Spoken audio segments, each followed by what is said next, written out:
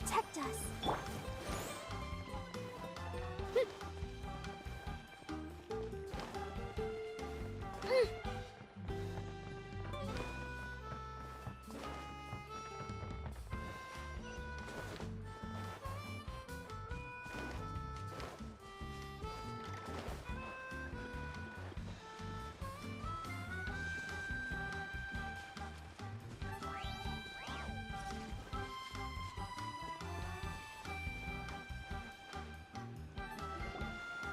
Paimon feels like a whole new Paimon after those 2 days in the hot springs. The Abyss kinda threw a wrench in our relaxation, though. Still, spending time here really has felt like a vacation. The Kaholosaurs are so nice and so fun to play with. Their bellies are super bouncy.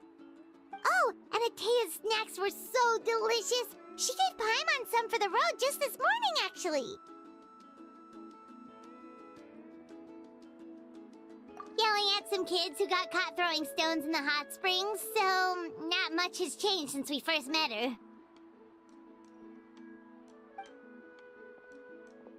Hey, you guys! Sleep well last night? Yep, this area is so nice. Glad you like it. I was thinking of taking you guys out to do some sea fishing. Later tonight, we can eat whatever we catch. Fresh fish is absolutely delicious right off the grill. Hey, Mualani! Yeah? What do you need? The team sent out to fight in the Night Warden Wars has returned. And Kachina? Is she back as well? Kachina fell in battle. But don't worry, the team was victorious, so the Rite of Resurrection will be held in the stadium soon.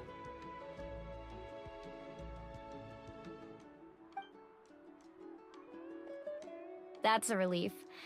The Abyss is cunning, and it was her first time. Mistakes are bound to happen.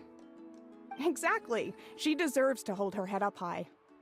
Alright, thanks for letting me know. We'll head out in a bit. Jeez, she sounded a little anxious there. Had me thinking it was bad news for a moment. Mualani, you said the Abyss was cunning just now, but it seems like the Abyss just wants to destroy everything.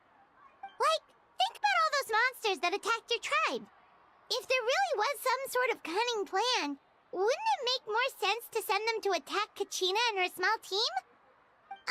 Not that Paimon wants them to be in any more danger, it's just... Relax, I get it. The Abyss is difficult to understand, that's for sure. At a glance, it certainly seems like the only goal is total destruction. The Abyss isn't a living entity after all, so what capacity for logic or planning could it possibly possess? But through our long history of fighting the Abyss, we've realized things aren't quite so simple. 500 years ago, the Abyss invaded Teyvat. You know about that, right?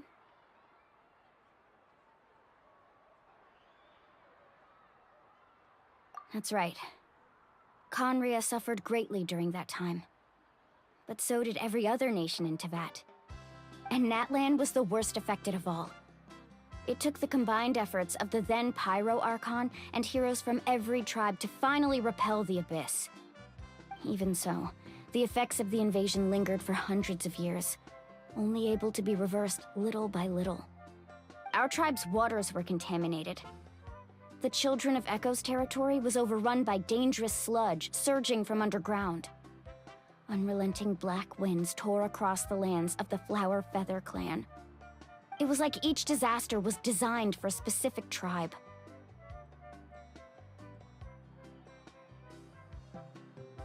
Exactly. We once thought that the Abyss's desire for destruction was a sort of primal instinct, but its methods are, in truth, marked by intelligence.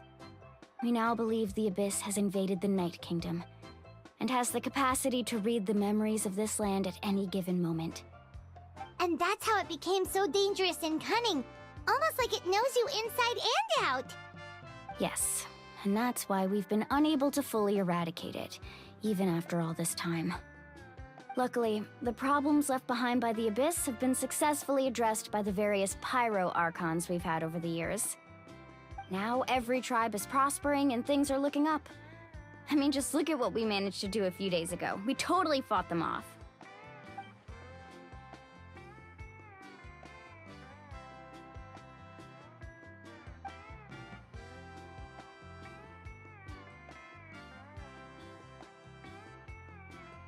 You must have had to sacrifice a lot to get to this point. Every battle, every sacrifice is in pursuit of a future where we get to stop fighting. Responsibility, duty, unavoidable burden. Everyone in NATLAN views the war differently. But I believe we will be rid of the Abyss one day. And the efforts of all who fought against them will become a story for the ages. To think that my name could survive in ballads passed down to future generations, it's kind of romantic. Everyone has something that drives them forward, you know?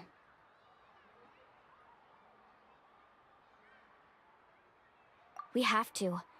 Not only for ourselves, but for our future. Anyway, let's head to the stadium. Our fishing trip can wait until Kachina's back with us. The sea's not going anywhere.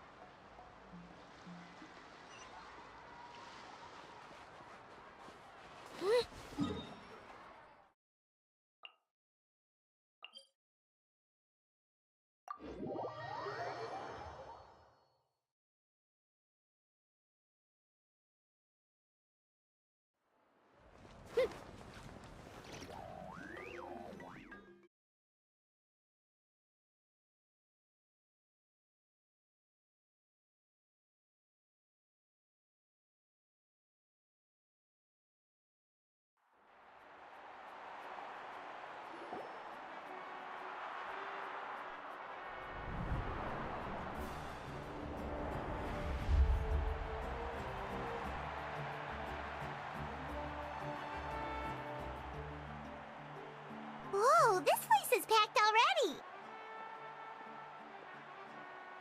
Of course. No one's gonna miss out on the chance to welcome our heroes back from battle.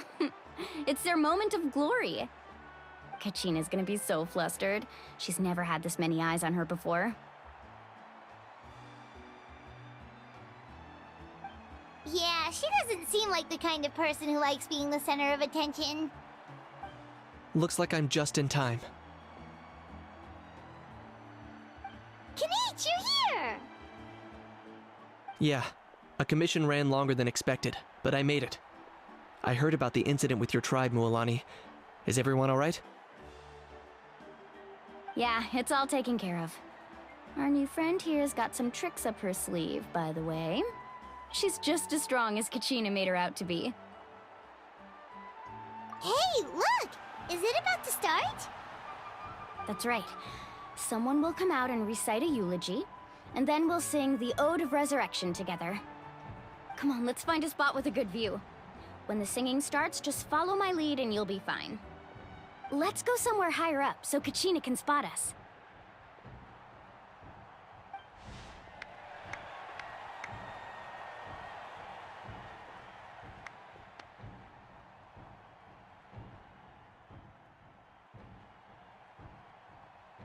Warriors of NATLAN, heed the call of life.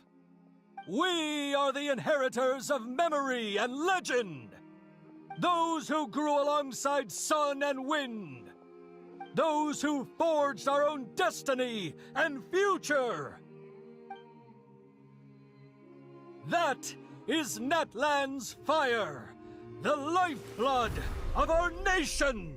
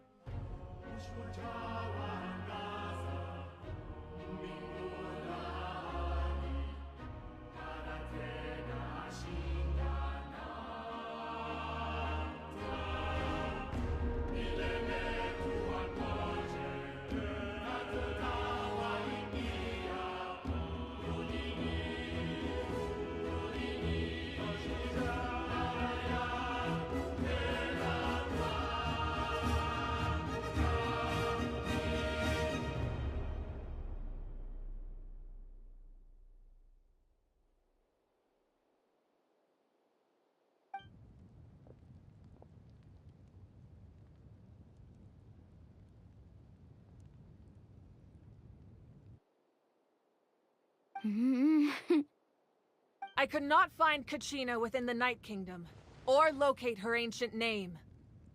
What? What does that even mean? Usually, once the ode is complete, the Pyro Archon and resurrected person will emerge from the flames. But something went wrong. What's going on? This has never happened before. Well, I think it's pretty obvious. Clearly, the team sent to fight the Abyss didn't win after all. Think about it. The Ode rekindles all victors. We've witnessed it countless times. Since the Archon couldn't find Kachina in the Night Kingdom, that must mean there's more to this victory than meets the eye. Hey! You just haven't gotten over the fact that Kachina beat you in the pilgrimage! Pathetic, the both of you. Your wild guesses are misplaced. We completed our mission. Maybe you did, but who's to say whether that little girl even contributed at all? Maybe she got scared and ran off. Why would the YUB recognize someone like her, even if she was on the winning team? How dare you insult a hero of Natlan like that? Kachina sacrificed herself to repel the Abyss. She doesn't deserve to be subjected to your vile rumors when she's not even here to defend herself. Calm down, Mualani. There's no point in arguing with the likes of them. I can't just sit here and let them slander her like that. To insult a hero of Natlan, the person actually has to be a hero. You... Think about it, everyone. Who do you think is really at fault here? A girl who never should have even gone to war? Or the great Pyro Archon? Why would the rules of our nation suddenly stop working? That's true. If she wasn't revived, it must mean she failed to achieve victory. Maybe the YUB interpret victory in different ways? I mean, that girl didn't look all that strong to me.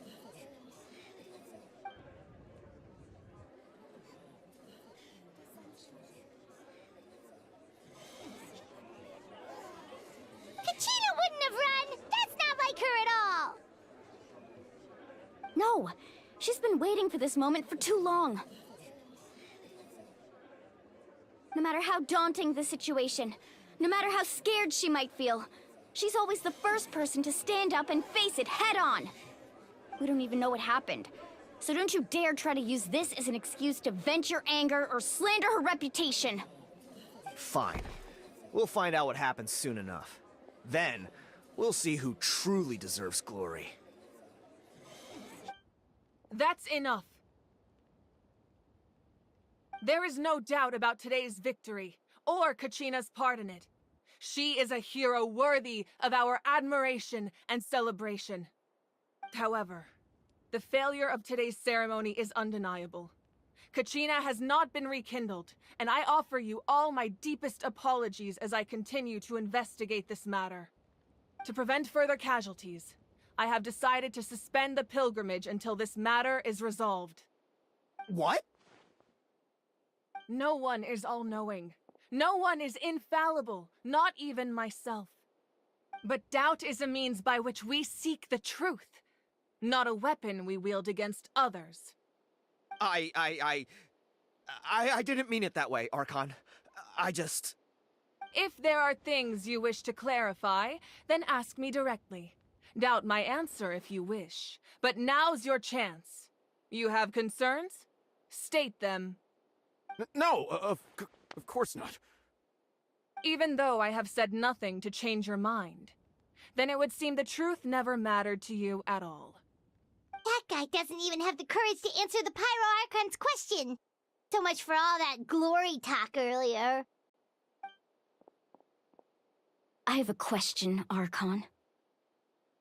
My friend Kachina. Do you have any idea where she is? It's extremely important to me.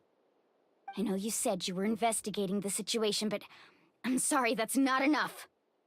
I've already shared everything I know. If you want to learn the truth and rescue your friend sooner, you should join the investigation. So, what do you say? Of course I'll join. In that case, come see me in the speaker's chamber. We should join them. Oh, and if it's not too much trouble, could you drop by as well, Traveler? I'd like to have a chat. Rest assured, everyone, I'll keep the tribal chiefs informed on the progress of the investigation. Once again, I apologize for the outcome of this ceremony. If there are no further questions, let's part for now. Did she just ask us to come along? I believe she did. Let's go. I'd like to know what's going on myself.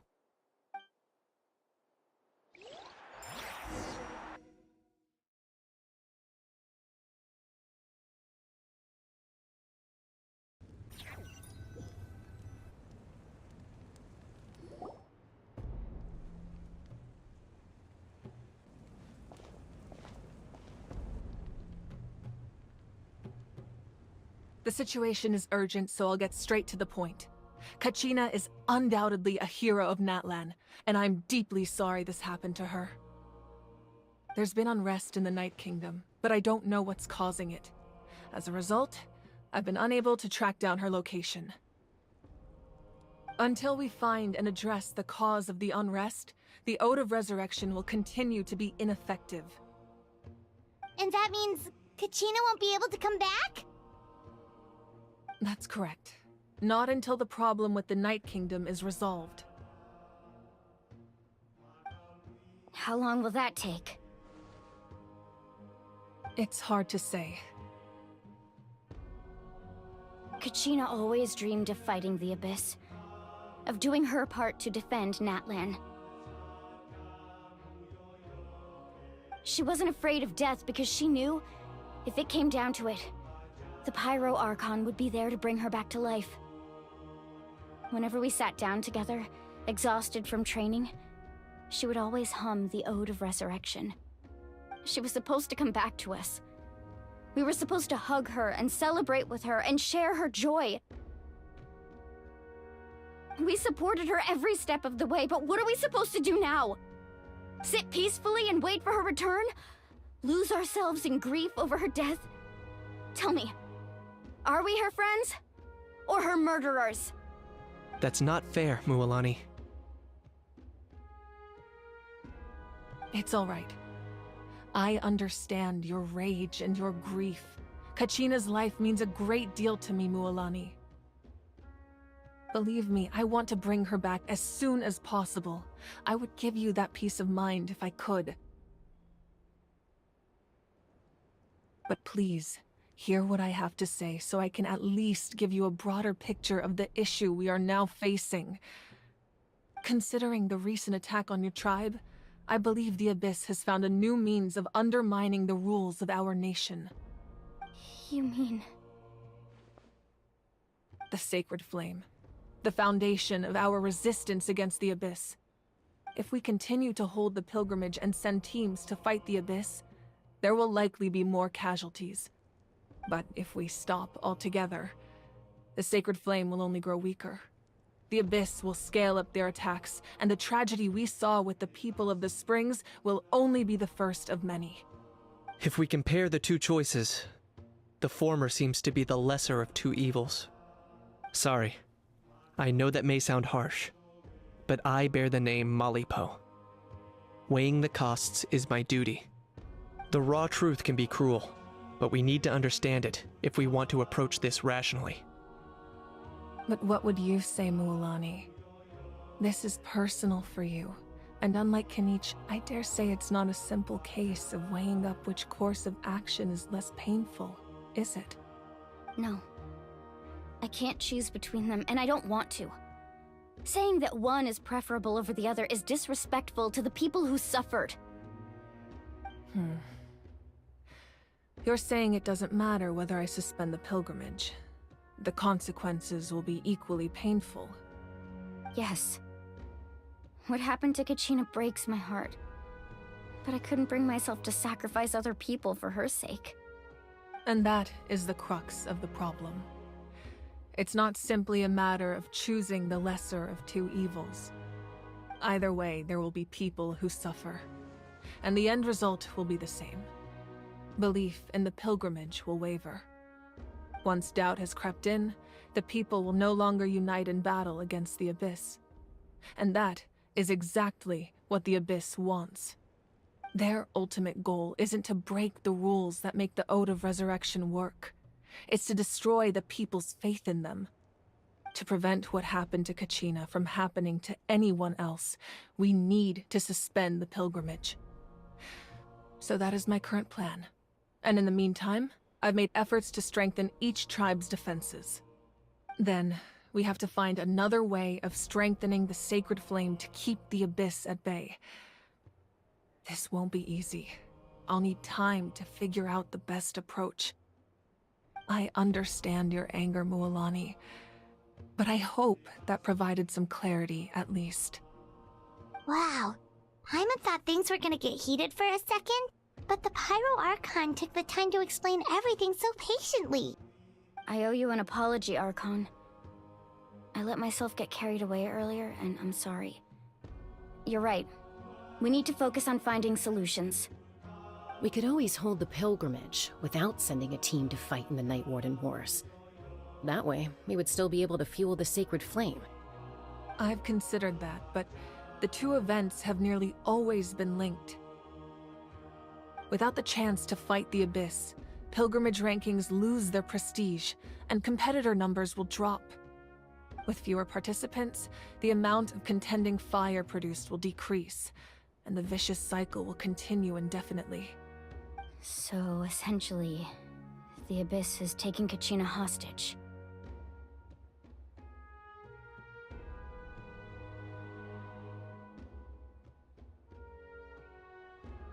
You've learned about the concept of ley lines during your travels, yes? The Night Kingdom is something similar. Staying there for a short period of time shouldn't have an effect on the person. But with the Abyss in the picture, it's a different story. Your sense of self will be devoured until eventually you become one with the Sea of Souls. Imagine pouring a cup of water into a rushing river. You can try to scoop up another cup, but there's no chance it will be the same water you had before. I won't sugarcoat it. That is the danger Kachina is currently facing. Just like you said, Archon. Both of these problems need to be addressed. You can focus all your efforts on dealing with the Sacred Flame. I will go search for Kachina. The Abyss poses the same threat to you as it does to her. It is very possible you will not return. Knowing that, do you still choose to go? Kachina's waiting for us to rescue her. That's all that matters. I failed to protect her during our campaign, but I can make it up to her now. I choose to go as well. Traveler? What do you think?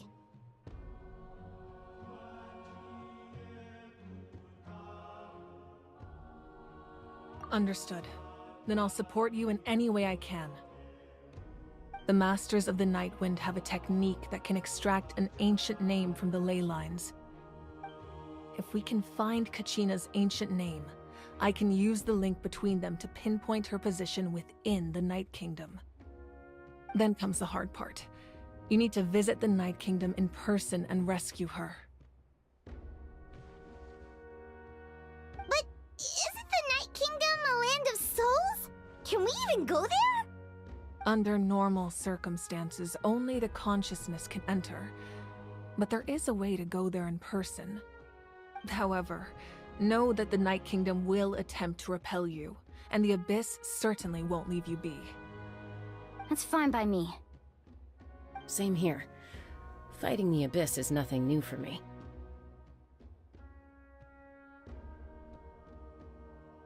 So, Paimon's the only one who's scared? Well, if she's going, Paimon's going too.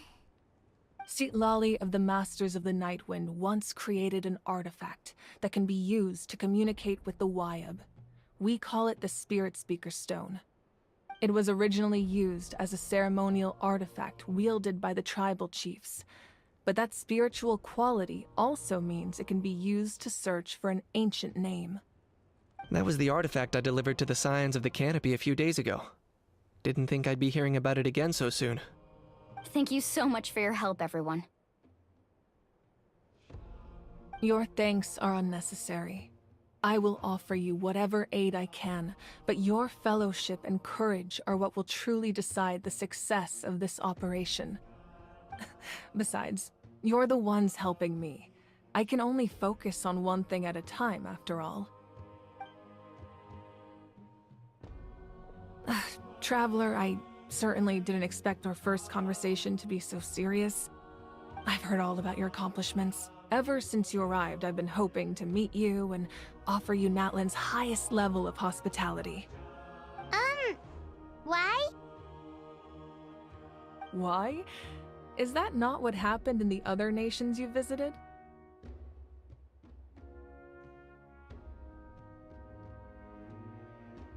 Yeah, things were pretty complicated at the start. And, you know, in the middle. But our reputation's solid nowadays.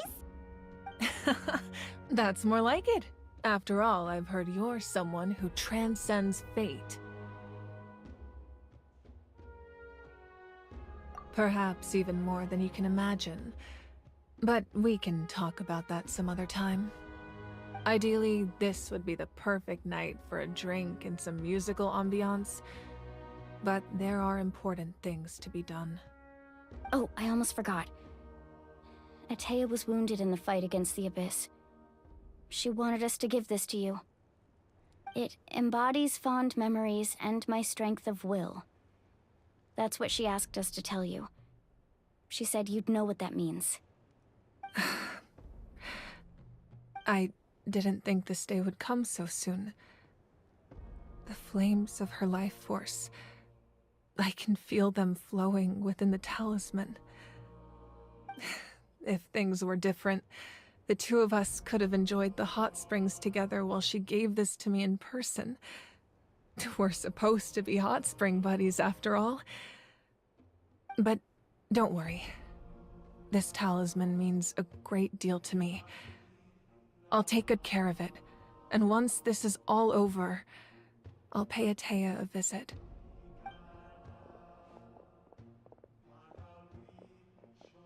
You said you didn't want to jeopardize the production of Contending Fire, but that's not at all why you decided to suspend the pilgrimage, is it? You're right. Even now, the production of Contending Fire is far from sufficient. The gradual corrosion caused by the Abyss has resulted in a massive shortage of pyro energy, and we're currently at the breaking point. As things stand, the pilgrimage is a lost cause. Suspending it allows us to save our strength to defend the tribes. The Abyss has brought catastrophe to NATLAN, and Kachina's disappearance in the Night Kingdom is a direct consequence of that. We can't let the general public know that. No. If the public learned that NATLAN'S destruction was close at hand, there would be immense panic. But if I said nothing at all, they would have continued to question the integrity of NATLAN'S heroes. Another simple choice. The latter was clearly the better solution, but you chose otherwise. I have never subscribed to the belief that the right choice is the one with the fewest sacrifices. Let's go. There's still a way for the sacred flame to last a little longer. You mean? Yes. Come with me.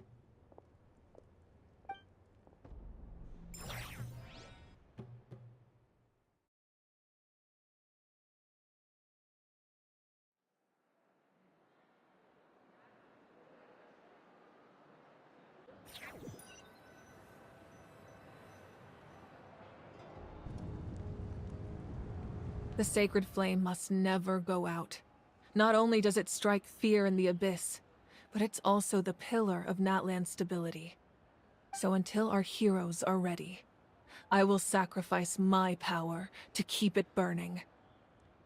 But that can only last so long. I think we should focus on the remaining ancient name-bearers. Don't let desperation cloud your judgment. Those chosen by the Wyab have already embarked on their destined path. It is for them to decide how that journey ends, not us. All we can do is support them. Even so, for you to make this sacrifice, it's not right. If not me, then who? No other is capable of sustaining the sacred flame.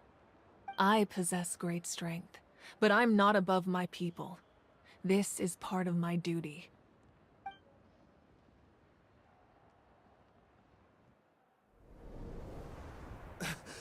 Archon, it's the Fatui!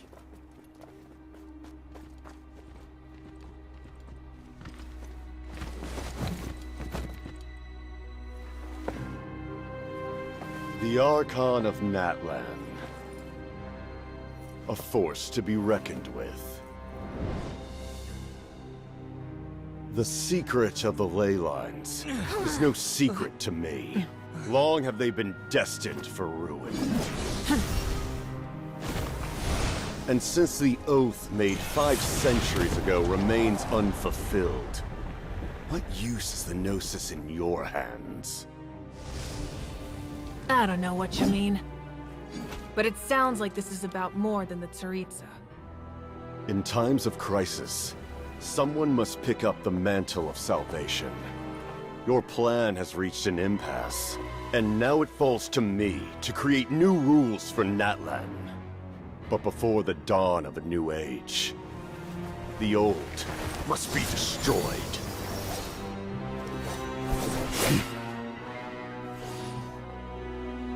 I assume that's the end of your speech? Good. People like us? Let our blades do the talking!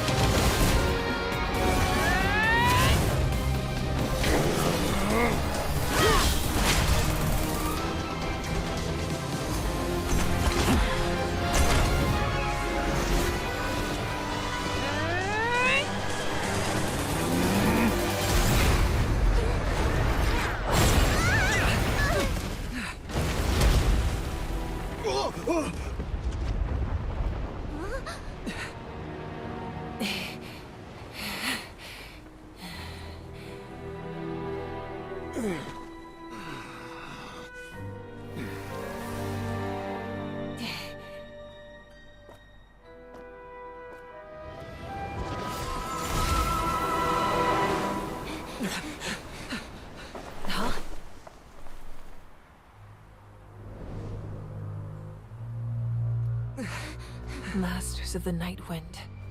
Send word. The captain and his followers must be apprehended.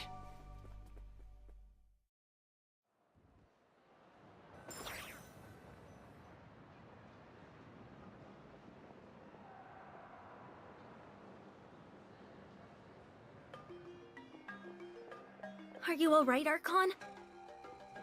He was a formidable opponent. Exactly what I would expect from the first of the Fatui Harbingers. I never imagined someone could match you in combat.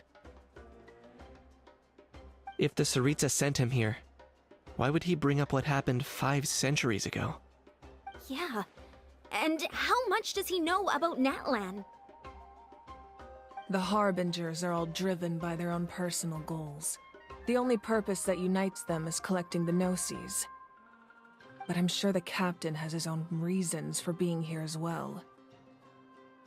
Whatever his motive, we should shift our focus to the Fatui. If they attack again and we're not prepared, we're done for. No, we're running out of time. The wound I inflicted should hold him back and weaken him for the time being. Besides, I'm sure you noticed, the power that came to his rescue just now came from the Masters of the Nightwind. In other words, there are traitors among us. Not necessarily. This could prove to be a very valuable turn of events. When we exchanged final blows, I sensed an unusual presence within him. I'll need to investigate further. Kinich, go to the Masters of the Nightwind and look into who could have aided the captain. Speak to Lali. She should know. Of course. I'll head out right now. Do you still intend to... Yes, but fear not.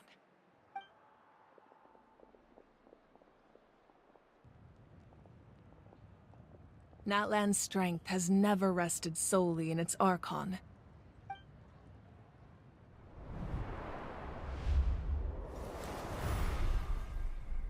Together we foresaw the only path that leads to our nation's future. We must trust in that vision now.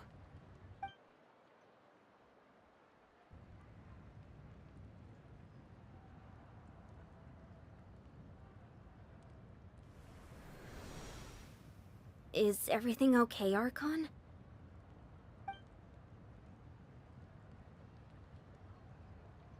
Completely fine.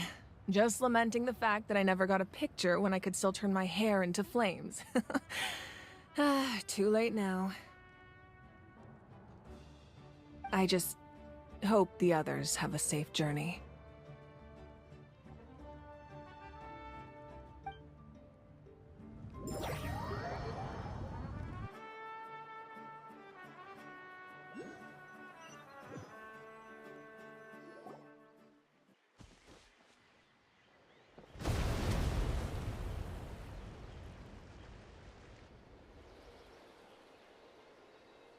What's happening at the stadium? Did something explode? It feels like the Archon unleashed her power. She must be fighting a formidable opponent. Should we go back and check what's going on? Have faith in the Archon. She wouldn't lose in a one-on-one confrontation. Once we find Kachina's ancient name, we'll head right back. Okay, let's just keep climbing. Paimon really hopes nothing goes wrong.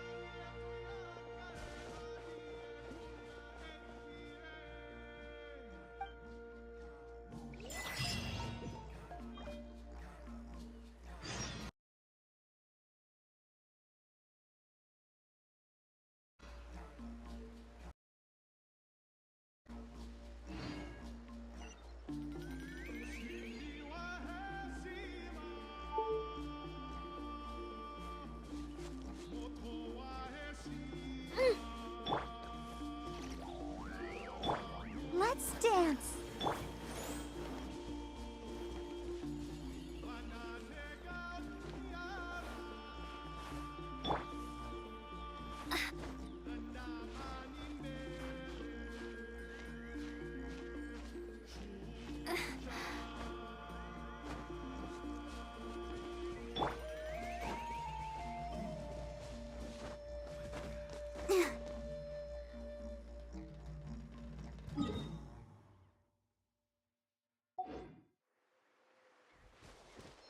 I'll protect us.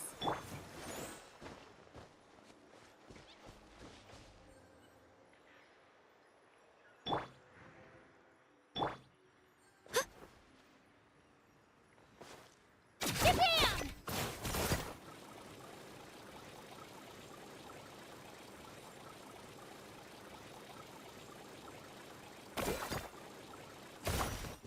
What can you tell us about the Scions of the Canopy? The tribespeople are very adventurous.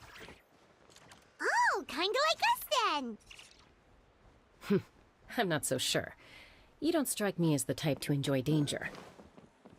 The Scions of the Canopy are a bunch of thrill seekers. They love extreme sports like rock climbing, rappelling, volcano parkour, or even bungee jumping without a rope while a Yunkasaur stands at the edge and uses its tongue to catch them. Sound like something you'd be interested in? Okay, that does sound different from our usual adventures. Paimon's not doing any of that. She can just cheer you on from the sidelines.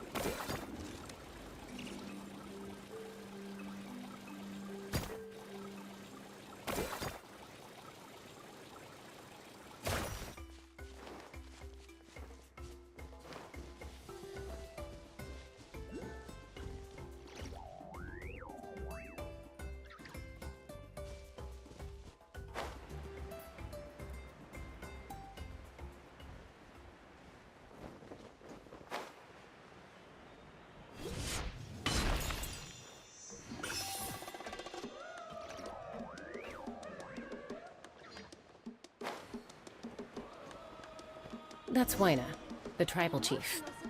Let's head over to him.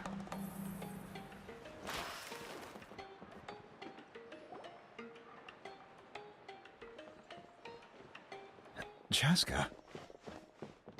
Nice to see you again, Wyna.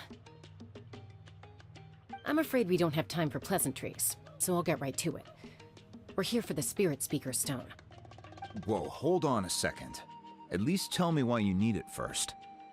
My friend Kachina is trapped within the Night Kingdom. We need the stone to find her ancient name and rescue her. Rescue her? From the Night Kingdom? That's right. I'm sorry, but someone needs to tell you what you don't want to hear. Go in there. A mature warrior would never make such a foolish decision.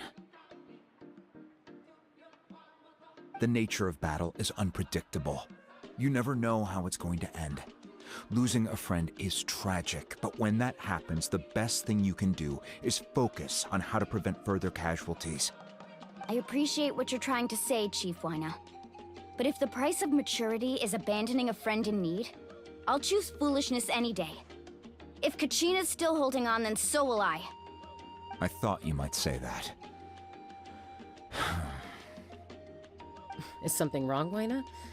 This doesn't seem like you. Life isn't complete without taking risks. That's always been your mantra. It's nothing. The Night Kingdom is a dangerous place. Can't blame me for checking if you were up to the task. If you're that determined, far be it from me to stop you. Here's the stone. Keep it safe, okay? It's not like we have a spare. Thank you. Huh. Seems like you two go way back. But aren't you from the Flower Feather Clan, Chaska? Oh, Chaska's a peacemaker, so she's famous throughout the tribes. She's always the one people call to resolve conflicts, so we slowly got to know each other that way. Her younger sister Quichi's always hanging around our tribe, too. She's helped us out a lot in the past. Oh, you have a younger sister? Yes, I'll introduce you to her sometime. But let's get back to business. Waina, how do we use the stone? As you probably know, your intended destination is completely different from the real world. The Night Kingdom is like a river flowing with concepts, and the ancient name you seek is like a tiny fish swimming downstream. In that sense, the stone is like a fishing boat drifting down the river, but the boat alone isn't enough. You need a fisherman experienced enough to steer it in the right direction. We couldn't do that ourselves? With a little practice, I'm sure you could. You have the strength and the talent. If you want to make sure this works, though, I could recommend someone to you. Who? Vichama, a legendary warrior and scout from our tribe. He's got a keen eye and a well-honed intuition. Even his ancient name means to seek. If you're fishing for a name, you're gonna want him on the boat. Vichama? Why does that name sound familiar? He's one of Auntie Atea's hot spring buddies. I've heard stories about him. Where can we find him? Ever since Malco passed, he spends most of his time gazing out at the scenery from the cliff tops. Follow the path that way, and I'm sure you'll find him. Thank you. We'll go look for him there. Good luck. I hope everything goes well.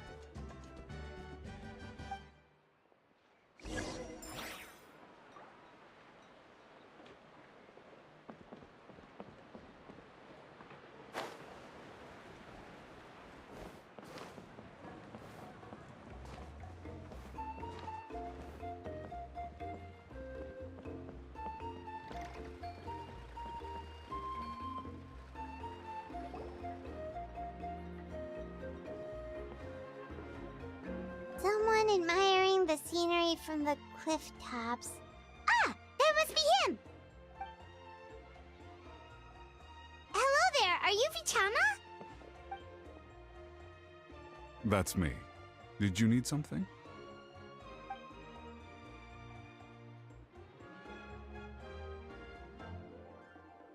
What?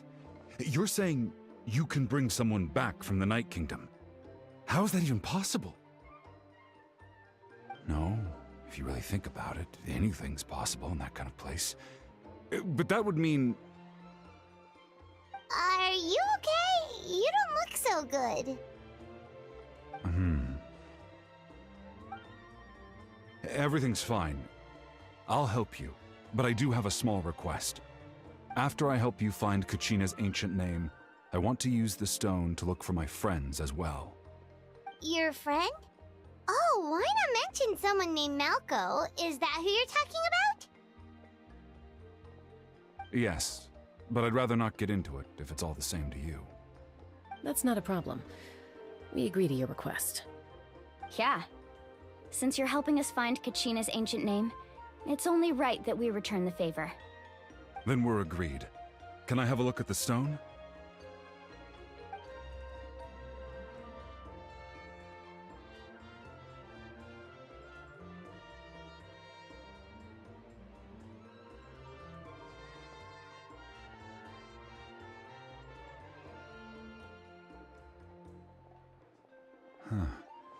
I see. From what I can tell, it functions almost like an abyssal pylon. Both connect the Night Kingdom to the living world. Once the connection is established, the abyss will come surging through the opening like a predator honing in on the scent of blood. So we have to be sure not to use it in a tribal settlement. Wow, you got all that just from looking at it? I just picked up on the basics, really. I still have no idea why it works. You said someone named Lali invented this. They must be a genius. I'll go find an open area and start setting things up. In the meantime, I need you to get 2 things for me. We'll go right away. What do you need? First, I'll need some hook ropes. Pretty much every store around here carries them, so no need to go anywhere special. Oh, and I need to build a net out of them, so make sure you get a good amount. Wait, are you saying you're going to use a real net to catch Kachina's ancient name? How does that work when one's tangible and one's not? By creating something tangible in our world, like a net, we can create a connection to a corresponding concept in the Night Kingdom. Basically, I'm going to use the concept of a net to catch something equally intangible, an ancient name. Oh, I see. What about the second thing you needed? Right. I need 2 chunks of obsidian. Once we bring the ancient names into our world, we'll need a place to store them. Normally, you can only get obsidian from the Children of Echoes, but I heard there's a traveling merchant from that tribe around here somewhere, so maybe you can try your luck there. Gotcha! Alright, let's split up. See that clearing? Let's meet over there when you're done. Oh, and you can send someone with me if you want. In case you're worried I might take the stone for myself. What do you think, Chaska? There's no need. Lena spoke highly of you. That means you're trustworthy. I appreciate it, even though that doesn't mean much to me anymore. Anyway, it'll take some time to set everything up, so no need to rush. I'll see you in a bit.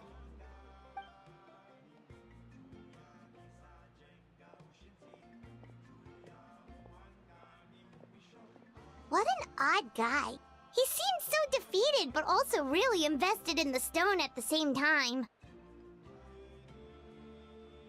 I don't have any more insight than you, Paimon. Let's just focus on the preparations for now.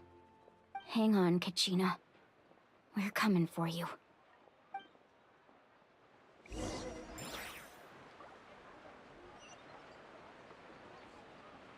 Whoa, watch your footing. And the sky, too, while we're at it.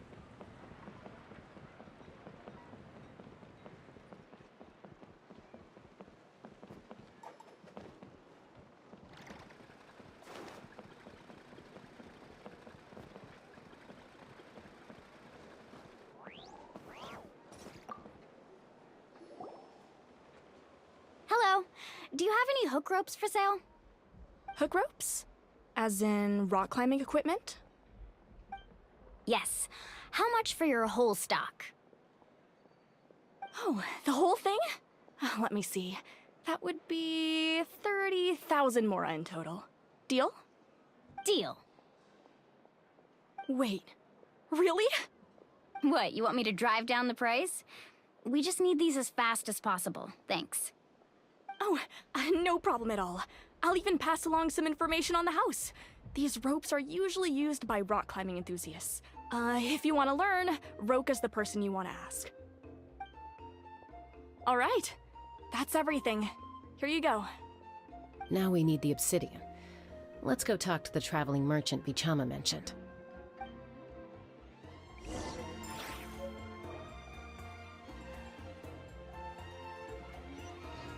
Whoosh! No one can catch me!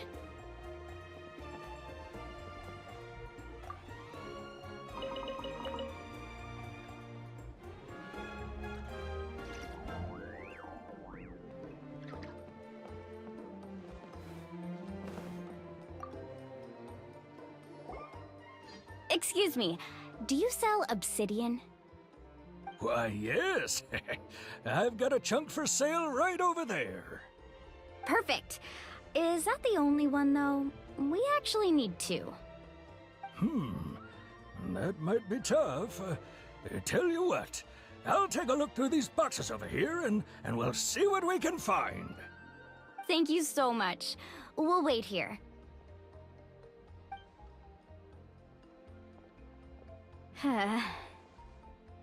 Relax. Everything's going according to plan. I know, it's just... I could tell Vichama feels the same way about his friend that I do about Kachina. I hope this chunk of obsidian isn't the only one. Kachina always carries all sorts of shiny stones with her. If I was the one trapped in the Night Kingdom, she'd have a whole pile of obsidian ready in a heartbeat. Well, would you look at that? I did bring an extra. Here you go, young lady. How does it look? Perfect! Thank you. How much do I owe you? If you hadn't shown up, these stones would have just sat here collecting dust. I'll take 3,000 mora for both. Here you go. By the way, I heard you mention Vichama just now. You running an errand for him, then? How's he doing? Malco's been gone for 5 years now. It's about time he started to move forward. Do you know what happened between them? I heard about it in passing while I was out drinking one night, but I don't know all the details. Vichama and Malco grew up together, and even made a name for themselves together.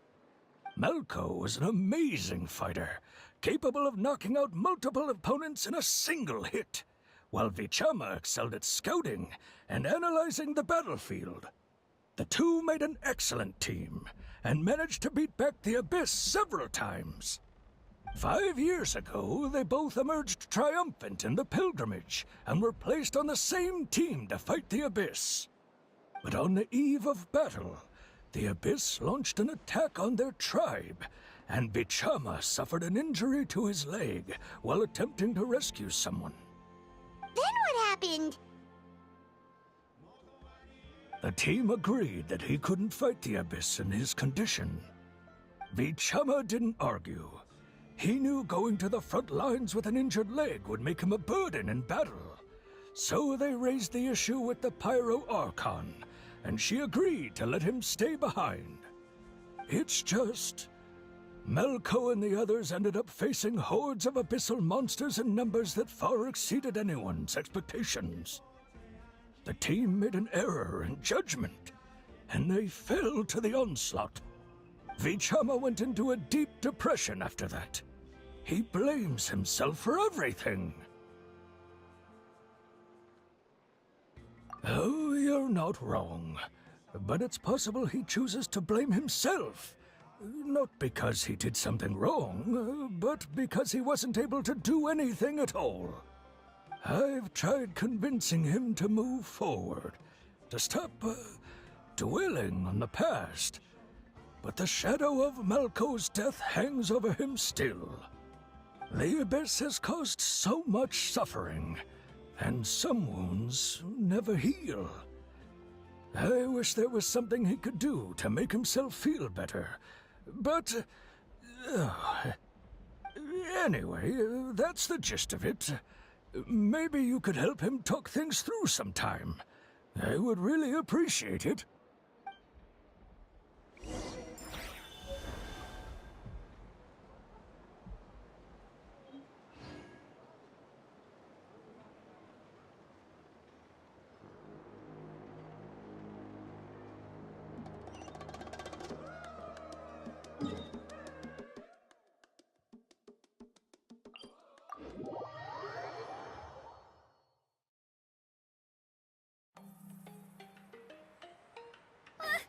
I just saw a brick that wasn't properly stacked.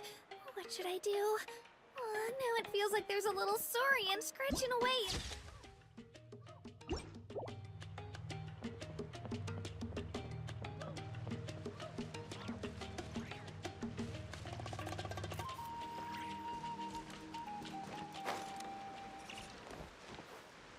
Huh?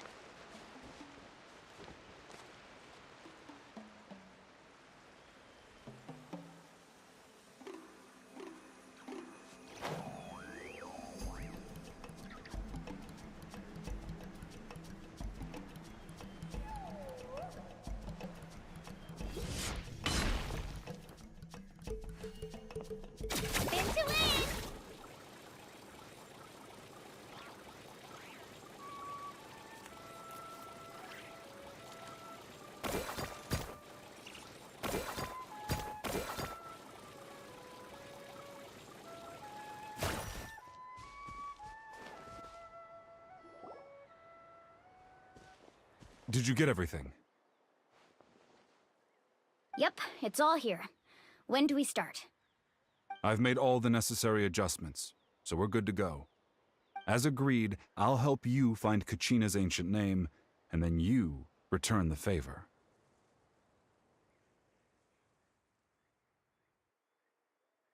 Go ahead.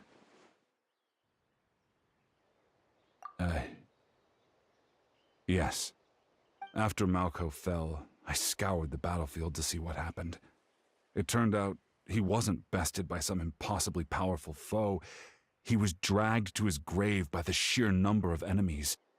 If I had been there, I would have been able to sense the danger. I could have warned them not to advance. I've always blamed myself for what happened. But when you told me about Kachina, I realized there's a chance Malko might also be alive, fighting for survival in the Night Kingdom. But that happened several years ago, right? The Pyro Archon said all life within the Night Kingdom eventually becomes one with the Sea of Souls. There might not be much hope, but I still have to try. Malko and I promised each other, even if we never managed to root out the Abyss for good, we would fight together until the end. All right, let's get to it. I'll start searching for the conceptualized version of Kachina's ancient name. If you see any fragments scattered around the area, please collect them.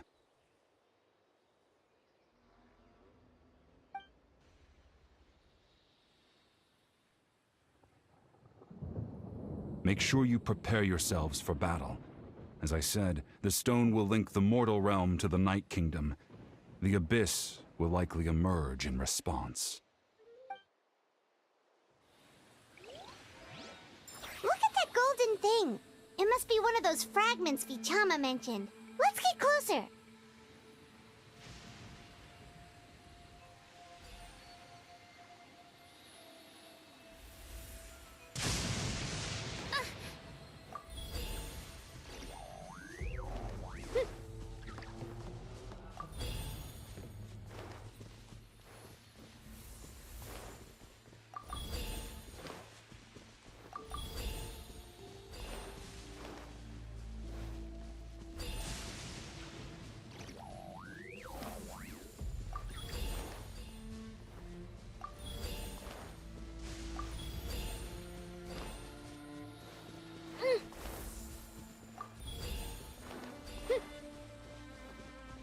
Whoa, monsters incoming! Watch out, everyone!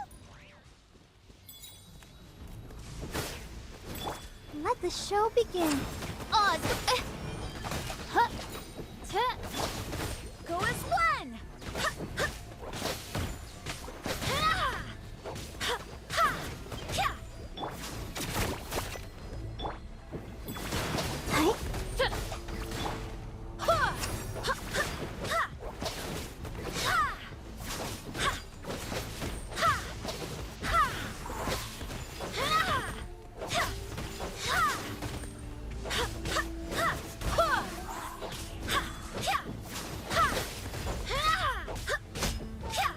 I'll protect us.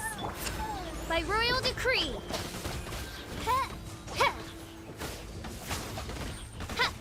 No rest for the wicked. Go as one!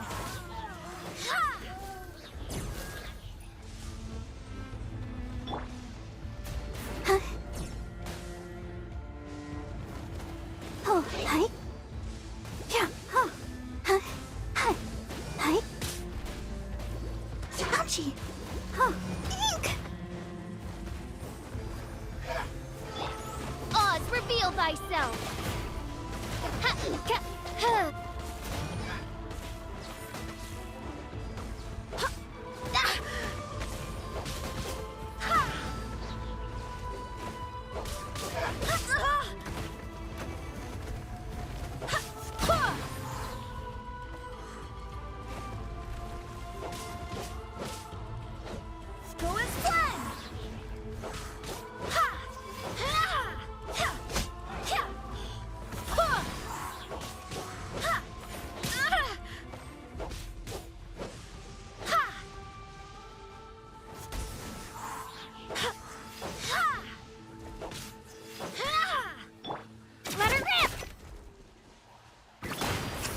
Let the show begin.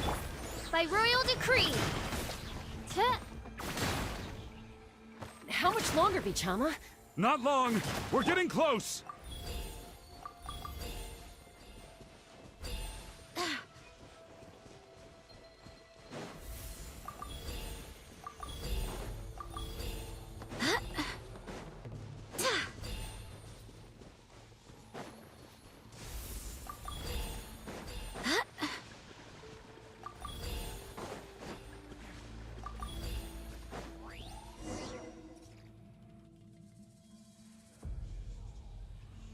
Vichama!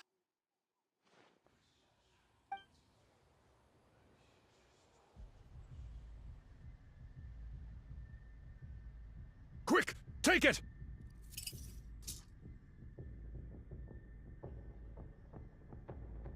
I found Kachina's ancient name.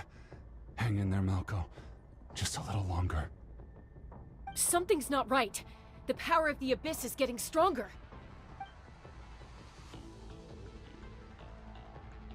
The Abyss is corroding his body. Vichama, you can't keep going. You'll die. I should have died 5 years ago. I just need a little more time. Please, I'm almost there.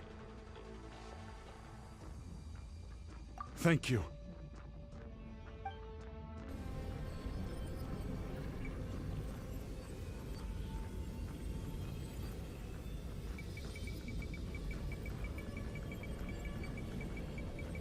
Whoa, watch out! The power of the Abyss is strong.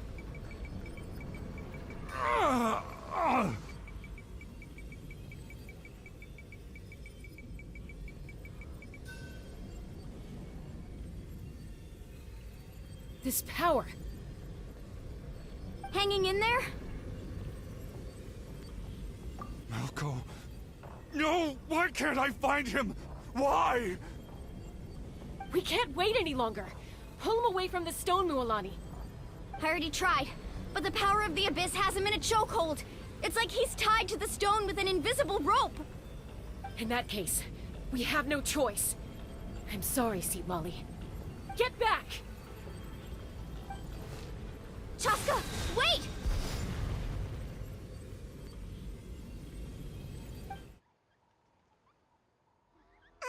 Ouch! What happened just now? It looked like the Spirit Speaker Stone was... The stone's power was spiraling out of control. The only way to stop it was to destroy it. You were all caught in the shockwave of the explosion. You might feel dizzy for a while, but that's normal. Give us a heads up next time, will you? You're lucky we managed to dodge it in time. I thought I said to get back. Yeah, barely a second before you made it go poof. Not everyone has your reflexes, Chaska. We were this close to getting dragged into the explosion. Okay, I'll be more careful next time. At least Kachina's ancient name is still in one piece. Wait, where's Vichama? Vichama! Vichama! I couldn't find Malko's ancient name. It must be completely gone by now. Once your ancient name disappears, there's no coming back. From the very beginning, I knew there was a slim chance, but still. And now... it's too late to save him. From the minute he left that day, it was already too late. Vichama. I'm sure he's heard enough condolences over the years. Let's just give him some space. Huh? What's that in your hands, Vichama? It looks like something's glowing! Huh? This is...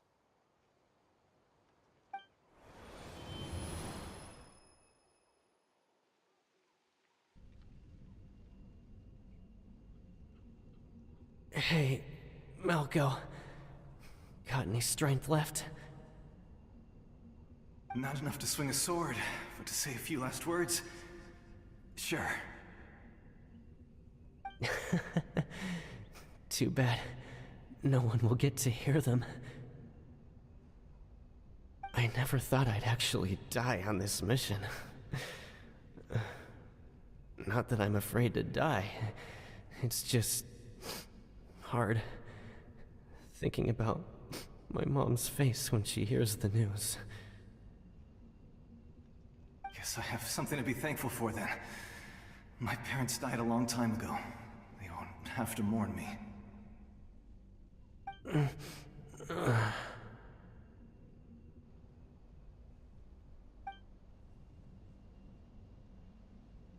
Pisak! Always had to beat me at everything, didn't you? Right to the end, you were never one for goodbyes. Maybe you're right. Maybe no one will get to hear our last words. But just in case... Vichama, I'm so glad you didn't come with us. Don't be sad. Just keep on living. For the both of us.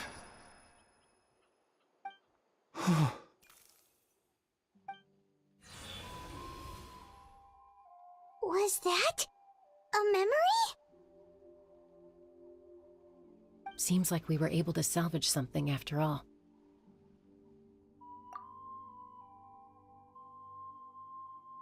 Of course. Seeing him, hearing his voice again, it makes me unbelievably happy. But it also brings with it an even deeper pain. A deeper pain? Why? Malko was always the type to put on a brave face. But in that memory just now, his hands were shaking, and his smile was forced. For all these years, I regretted not being able to fight alongside him to the end. And now I know, at the end of his life, he was thinking the same thing. Vichama. I'm fine. Actually, I heard Chief Wyna wasn't really on board with your plan to go to the Night Kingdom.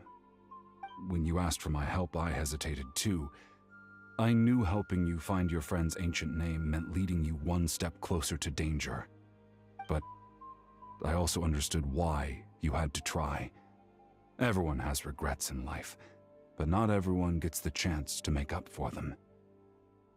Once allowed to fester, guilt strips us of our most valuable qualities as warriors. In that sense, we might as well choose the braver path from the very beginning. If I could do it all over again, I would have followed Malko to the front lines no matter what. Even with an injured leg, there were still things I could have done. That way, even if the outcome stayed the same, I still would have fought alongside him to the end. There are critical junctures in life, and if you don't seize the chance to act, there's no going back. That's something I had to learn in hindsight. But you're still at the crossroads of your journey, so I hope you can walk away without regrets. Thank you, Vichama. I feel even more determined now. Kachina will come back to us. I'll make sure of it. I promised I would find her, and I intend to keep that promise. That's good to hear. Strange. My body, it's... Once abyssal corrosion enters the body, a portion will fuse itself to your internal organs. Even though the Traveler possesses powers of purification, the corrosion can never be fully eradicated. Thanks to her, though, you are only briefly exposed. Slowing your breathing and controlling your emotions should help you keep the symptoms in check.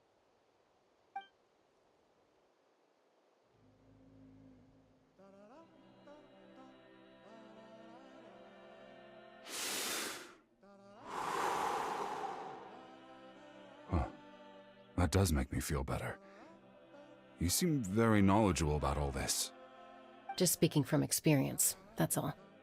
Anyway, we've recovered Kachina's ancient name, so we're off to a great start. Let's get Vichama back to his tribe and tell Wyna the good news. Oh, and apologize for destroying the Spirit Speaker Stone. We had no choice, though, so he'll probably understand. Right?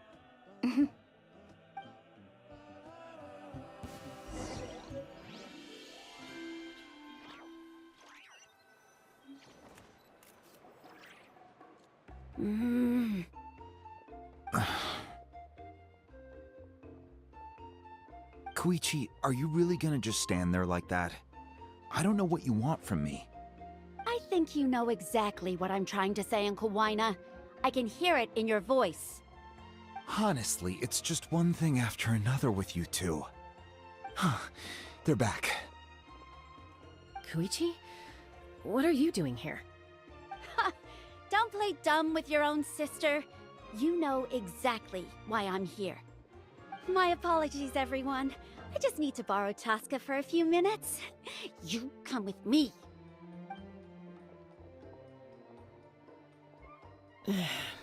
I'll be just a moment. Who is that? Koichi, Chaska's younger sister. Although the two aren't actually related by blood, it's kind of a long story. It's not really my story to tell, but I guess it's not a secret.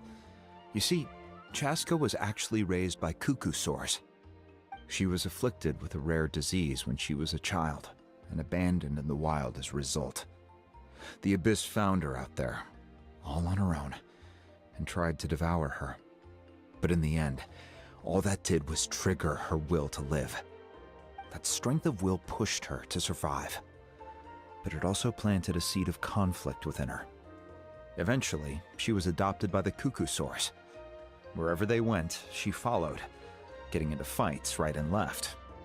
For some reason, Paimon can totally imagine that. Well, when Chaska finally returned to human society, it was Koichi's parents who adopted her. At the time, Chaska still had a habit of getting into fights, so Koichi was always taking her around, apologizing to everyone. Ah, I remember those days. One of those fights was definitely with me. But, you know, kids. You're fighting one minute and your friend's the next. Eventually, she found a way to rein in that desire to fight. And now she's who people call to resolve conflicts. She's known as the Peacemaker. It sounds like she still argues with Koichi, though. Don't siblings usually stop fighting when they get older? That's partly my fault. Koichi asked me to stop Chaska from doing anything dangerous, but you probably know by now, once Chaska makes up her mind, there's no changing it. Oh, I get it. No wonder you tried to talk us out of going to the Night Kingdom. Chaska even said that wasn't like you. I'm all for your adventure. You need to take risks when you're young, because by the time you're my age, you couldn't attempt something like that even if you wanted to. Better try now than live with regrets later. That's what I say. Still, I can understand where Koichi's coming from. In the end, nobody wants to sit back and let a loved one put their life on the line.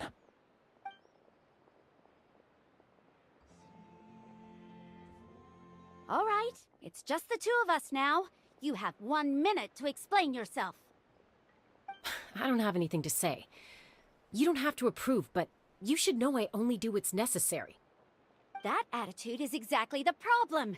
It's like you don't care. You try to sneak off to the Night Kingdom behind my back and then play it down as if it's just a trip abroad. Well, technically I am going abroad, right? Again with the excuses! We agreed, didn't we? There are 4 levels of danger. If it's not something urgent, you can only engage in level 2 danger and below. You can only go up to level 3 if a situation is so dire there's absolutely no alternative. But a trip to the Night Kingdom? If that's not a level 4, I don't know what is. And you were just going to sneak into the place without saying anything. What do you mean, sneak into the place? I always planned on walking in there with my head held high. You bought off Uncle Wina, didn't you? He promised me he'd stop you from doing anything dangerous. Oh, it's like he didn't even try. You feel like he went back on his word. What if I told you my mind was made up, and there was nothing he could have done? Not even by force. Oh, I knew it! So he did try to say something, but you didn't listen. This is important. If you were in my shoes, you'd make the same decision. You don't know that? I'm a doctor, and I handle logistics. If you're going to waltz into a dangerous situation where you could lose control at any moment, it's my duty to say something! All right, whatever. Anything else? What do you mean, anything else? Why don't you reflect on what you've done and promise me you'll stay put? Time out. Is this one of our normal arguments or a serious one? Chaska, does it sound like I'm joking? Then... you need to know something. What happened to Kachina was partially my fault. I can't leave her there to die. That's not who I am. But the person you become when you lose control, that's also not who you are! That's a different issue. You said it yourself. A person is only as good as their morals. If I want to live in NATLAN, I need to display qualities that make me worthy of this nation. I've also told you that managing your condition is equally important. Sometimes you have to make sacrifices. All right, let's stop this here. If we keep going, I might actually have to get serious. And I think Wyna prefers his roof attached to his house. Is that a threat? That sounds like a threat to me. Koichi! Younger sisters are supposed to listen to their elders. So, you're really going to go, no matter what I say? I'm supposed to be your sister. Then support me. I'll be back. All you have to do is wait. Chaska. So, that's it. Why'd you have to turn out to be so darn annoying?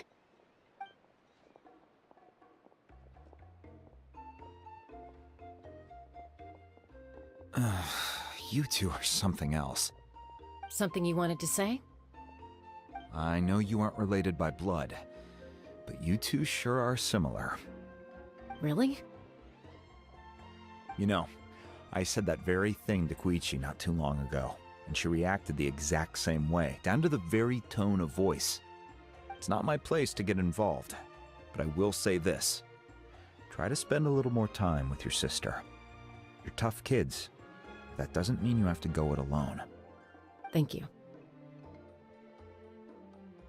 Anytime. All right. If you're done with the Spirit Speaker Stone, you might as well hand it over. According to Kinich, it's an important ceremonial artifact, so it'd be safer to keep it with me. About that... If only Tone-Deaf Bard was here, he could have repaired it just like the Holy Liar. The Spirit Speaker Stone might be 2 stones now. Huh?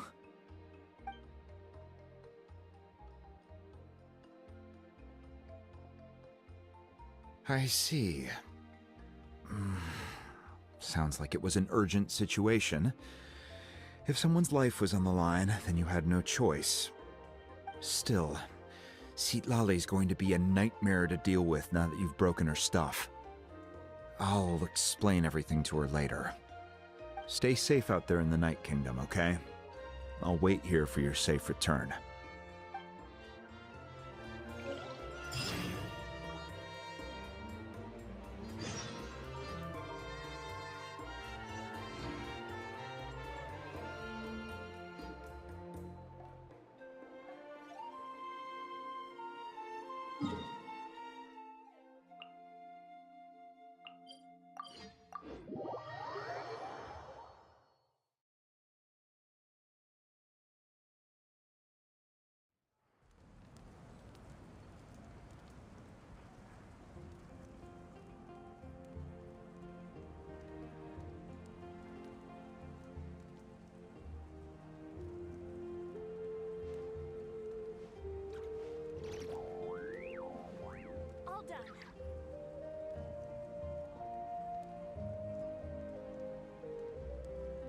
How are you getting along?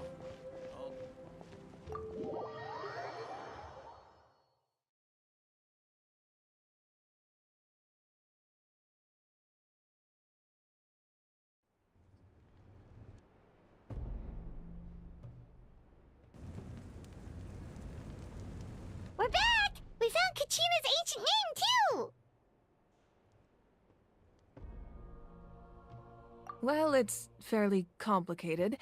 Let me give you the condensed version. The Fatui again? We can't go anywhere without them causing trouble. But what if the Fatui finds out you've lost your power?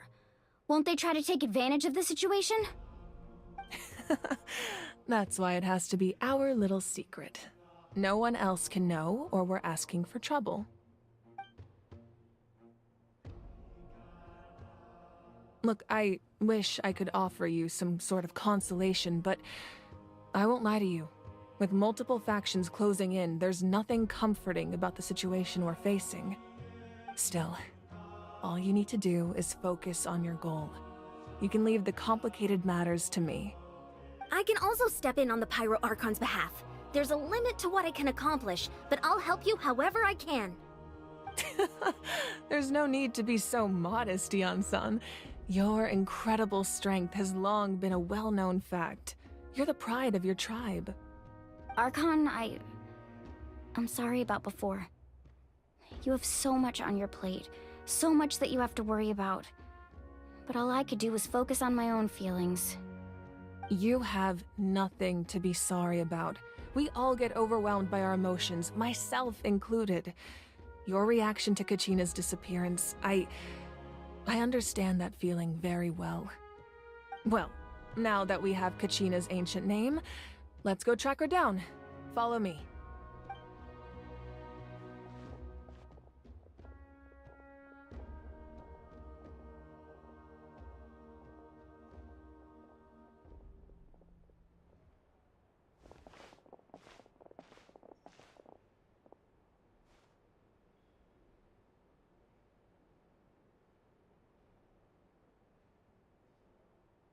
What is this place?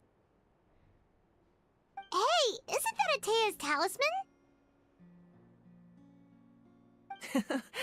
Good eye. This is where I store all the various mementos I've collected. Whoa. I've never seen this place before. There's so many things in here. It looks like there are items from every tribe. Collecting them must have taken a lot of effort. I suppose you could think of it as a hobby of sorts. In NATLAN, everyone grows up listening to the stories of heroes. And physical items do a far better job of preserving those stories than our own memory. Now, I still have some preparations to make for the ceremony, so feel free to take a look around in the meantime. If you're curious about an item, I'm more than willing to tell you about its origins. All right, we'll have a look.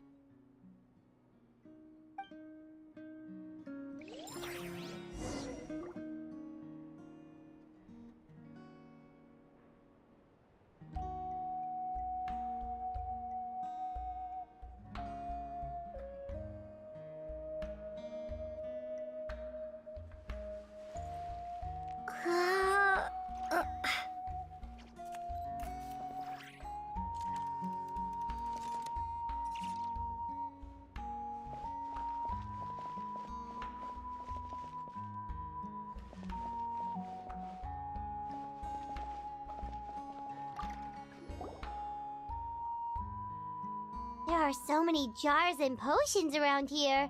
Do they have anything to do with alchemy?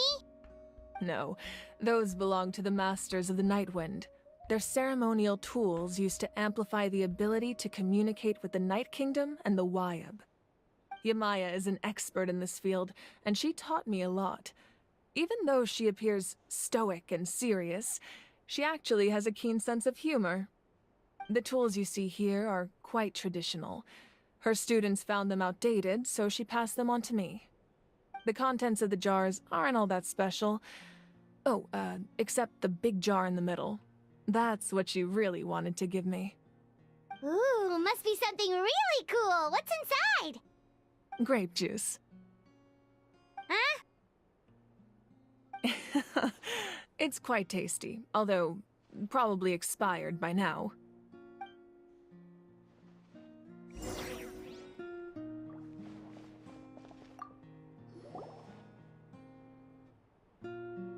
The powder still needs some time to settle, so let's wait a little longer. Well, What do you think of my collection? Do you feel like you have a better understanding of NATLAN'S culture now? Yeah, if each item represents a different story, seems like NATLAN'S really been through a lot. Does every item hold a special memory, just like Atea's talisman? That's right. The items in my collection actually serve a similar purpose to the ancient names passed down among the tribes. They demonstrate the true shape of time. The shape of time? Most people perceive time as a linear concept, almost like a straight line that can only move forward. We cannot change the past or predict the future. But there's also a different theory, one that I believe to be closer to the truth. Namely, that the past, present, and future all exist at once. At once? Paimon's not sure she understands. Let's say your journey ended right now. Thinking back on your experience in each nation, which one would you say was the most important? Exactly. Even at the end of your journey, the things you experienced along the way don't cease to exist. They become part of who you are. Take out a portion of that journey, and you would likely make very different decisions, and eventually arrive at a very different destination. The future is the same way. It exists even though it has yet to come to pass. We just lack the means to perceive it. Of course, there are those with the power to foresee the future. They simply call it by a different name. Fate. You're quite familiar with that concept, I would imagine. That does kinda make sense. The future hasn't happened, but already exists. Humanity excels at living in the present, but too often we forget the past and neglect the future.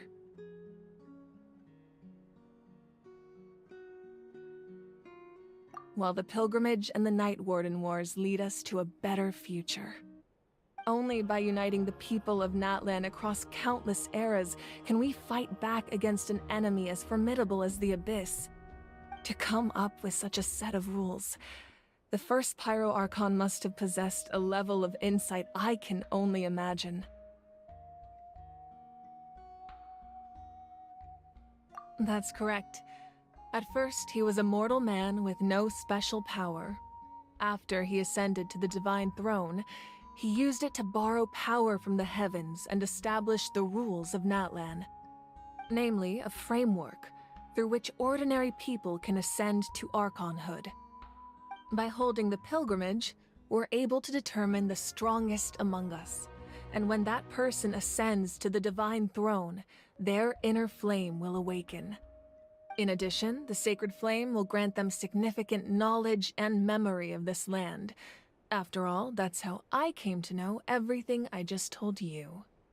So, it all comes down to the power of the Divine Throne and the rules. Wait, is that a family portrait? Yes, that's my mother, father, younger sister, and the little saurians we raised. I turned a piece of my dad's leather armor into a canvas and commissioned a famous artist to paint our likeness. Your sister is so cute! It looks like the two of you are really close. Paimon was having a hard time thinking of an Archon as an ordinary person, but seeing this portrait, it kind of makes sense now. It really doesn't look like there was anything special about you before. Oh, wait, is Paimon allowed to say that? A little late for that question, don't you think? Sorry! Paimon's so sorry! Paimon's mouth works faster than her brain sometimes! It's all right. I'd never get upset over something like that. No matter what others may say, my past is a precious part of my identity. I'm forever proud of the life I used to lead. Becoming the Archon doesn't mean you sever ties with your family. The position just comes with a lot of responsibilities, so it impacts how often you get to see them. My father made the most delicious stew, so my sister would often bring me a large pot of his cooking, and we would sit on a blanket and eat it together. One time, we didn't close the door securely, and the saurians you were raising ran into the room and knocked over the entire pot. My sister immediately burst into tears. The two troublemakers were going for the meat, but when they saw my sister's distress, they froze on the spot. I still remember the way they laid there, sulking like a pair of children, even after making such a mess. It was frustrating, but in the end, all I could do was comfort my sister and move on. Wow. Isn't that what being a family is all about? I think about that story a lot, actually. As the Archon, I made a vow to defend this nation, and experiences like that, they remind me exactly what I'm trying to protect. Well, what happened after that? This portrait looks pretty old. Your sister must be all grown up by now, right? I believe she ended up working as an architect and artist. She built many houses and crafted many beautiful works of art. Anyway, that's enough about me. Now that the powder is settled, we can begin. Ian-san, Mulani, Chaska, over here, please. Place the ancient name up there, and then we'll begin.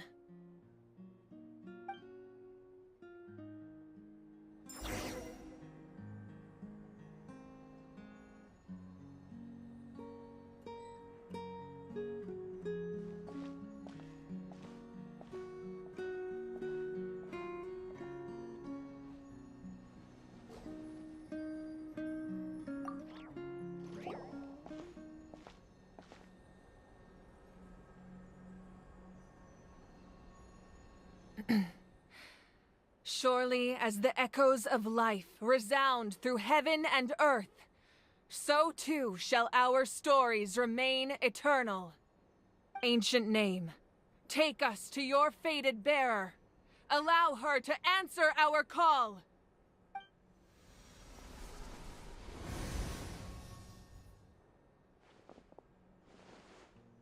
Am I hallucinating again? Kachina! Are you okay? Huh? I'm not seeing things, am I?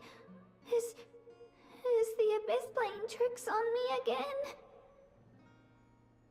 It's okay, Kachina. It's just us.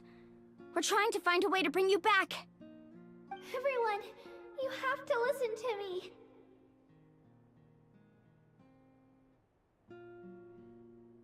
I've been investigating the Night Kingdom this entire time, and I figured out what's wrong. The Wyab is being affected by the Abyss. I was waiting for the Wyab to send me back, but then this really strong monster came in and it almost killed me.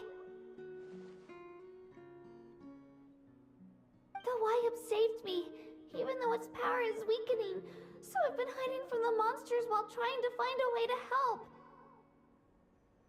The Night Kingdom has become a huge mess, though. I keep hearing these awful sounds and seeing really horrible things. Don't listen to those sounds, Kachina. The Abyss is trying to strip you of your sanity. All you need to do is stay safe and wait for us. We'll be there shortly. It's okay. I feel so much better now that I've had the chance to talk to you guys. You don't need to worry about me. I've never been strong or special at all, really. So I don't blame anyone for forgetting about me or leaving me behind. Just knowing you care is more than enough. I'll find a way back. You don't have to put yourselves in danger to come rescue me. You're always like this, Kachina. Now's not the time to act tough. We're coming for you, and that's final. I don't know what lies the Abyss has been feeding you, but I'll tell you something right now. Nobody here sees you as a burden. You're a victor of the Night Warden Wars, a hero of NATLAN. All you need to do is wait for us to rescue you, and you'll get all the applause and recognition you deserve.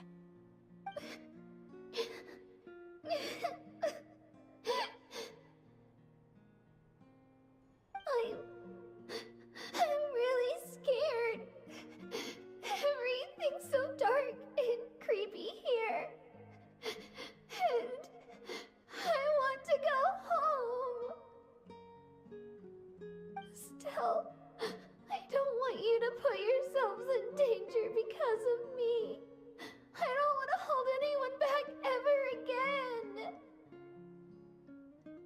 you need to do is place your trust in us, just like you always have. No one fights alone. We're not leaving you behind. Not ever. Yeah, we're so close, we can't call it quits now! Thank you. Be careful. Looks like we've lost contact. Now comes the most dangerous part. You have to traverse the Night Kingdom in your physical form. This entrance to the Night Kingdom was left behind after an abyssal invasion. Even a brief amount of time inside could expose you to corrosion. I know. I'm prepared for that possibility. All right, then I wish you all the best. I'll tell Koichi to be ready just in case. She's very experienced in dealing with abyssal corruption. That face you just made. Don't tell me you two got into another argument. No, I just feel bad for creating more work for her. I'll go with them too, Archon. The more people, the stronger the party. Thank you so much for your help, everyone. It really means a lot that you're willing to brave these dangers with me. There's no time to lose, so let's get going. Now that I've lost my power, I won't be able to provide much practical support. But I can still keep an eye on the situation from here. Eon-san, I know it's unlikely, but if you encounter a situation you can't handle... That won't happen. I hope not.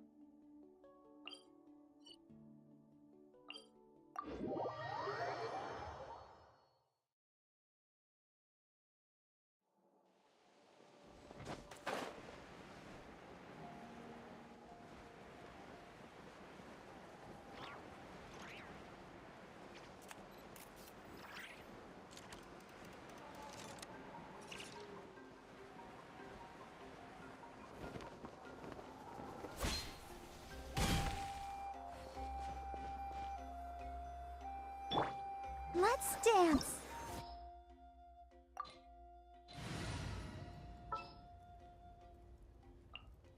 At the ready.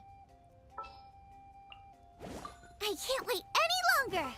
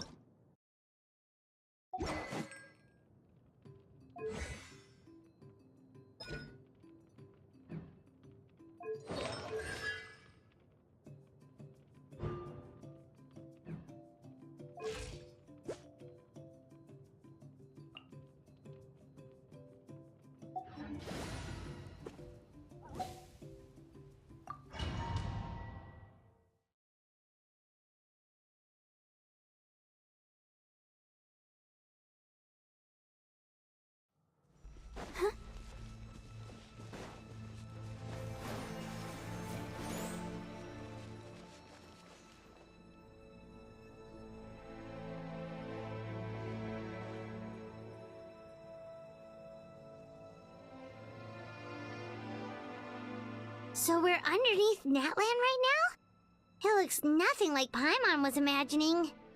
That's because in the distant past, Natlan was home to an incredibly advanced civilization ruled by dragons. Humans only established their own society after the fall of the dragons. So these are Saurian ruins? Wait, you mean like the elemental sovereigns? They had their own advanced civilization? Yes, a really long time ago. Very few records have survived until now, so no one really knows what the devices here are for. These ruins have been abandoned for a long time, but with the recent increase in Abyss activity, the installations around here have somehow been activated again. So what you're saying is, we're not in for an easy trip to the Night Kingdom. No, it's going to be obstacle after obstacle from here on out. Why are you all laughing like that? It's creeping Paimon out. It's the pre-adventure excitement kicking in, right guys? Of course. I'm eager to get started. Then let's go. We won't let anything stand in our way.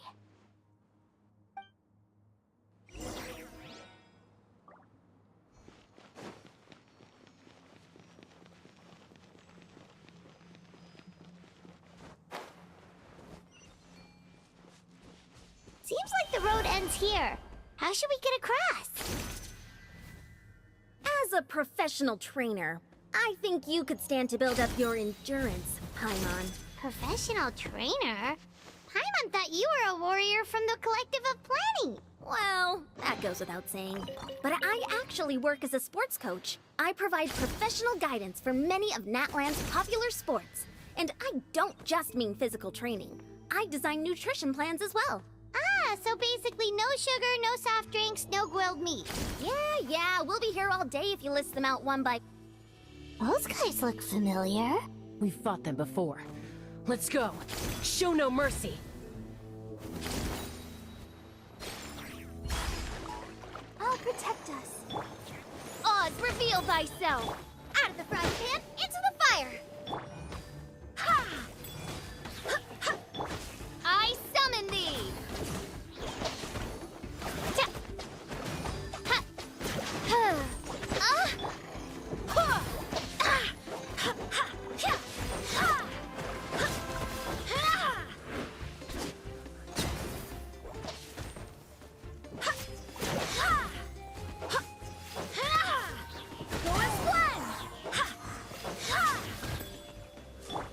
Let the show begin.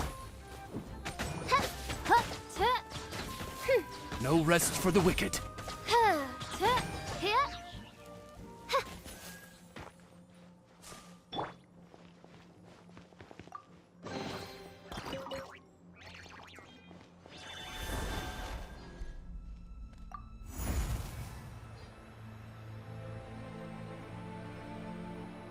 Whoa, the place we need to go seems really high up.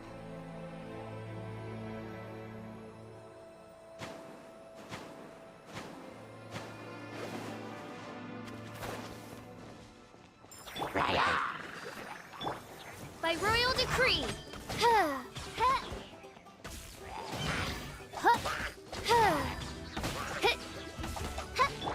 Nice and spicy.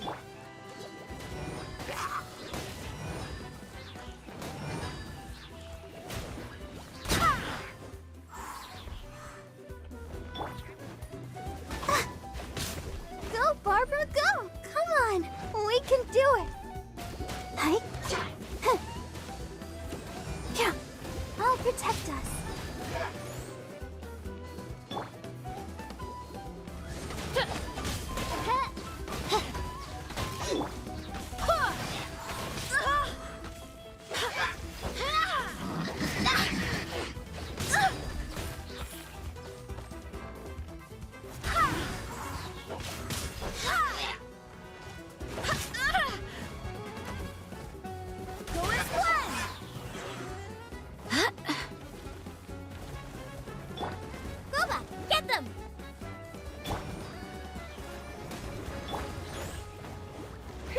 Oz, reveal thyself!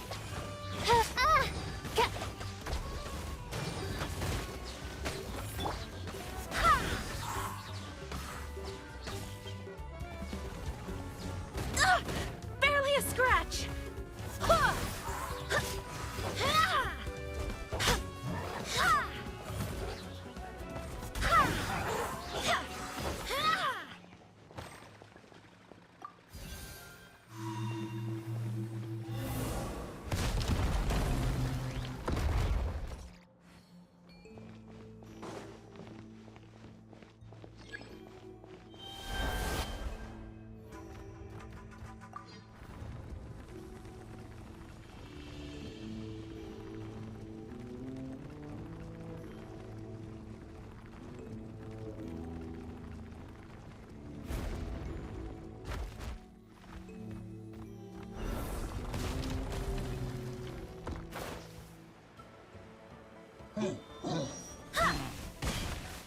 Go as one!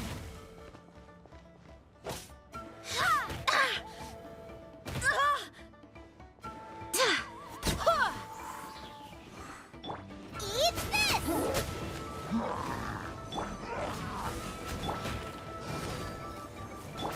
By royal decree! I summon thee! Wind, hear me.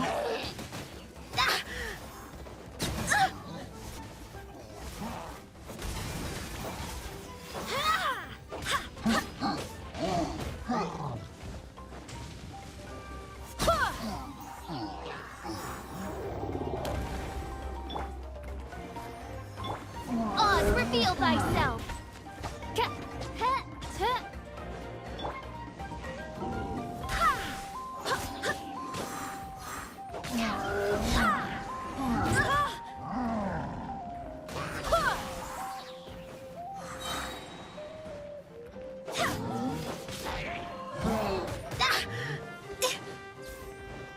Go as one!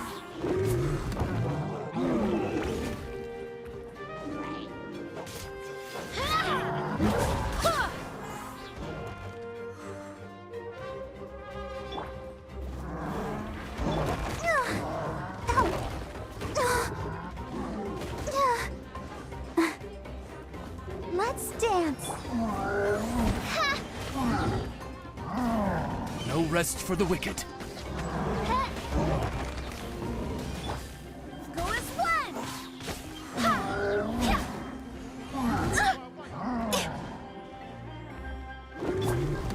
Nice and spicy. Water.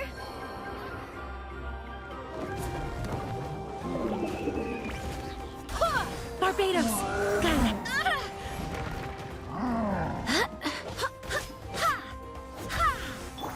Let the show begin. By royal decree.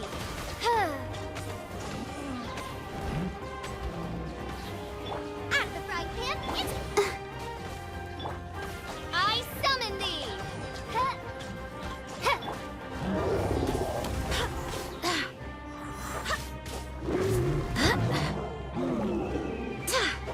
Go as one!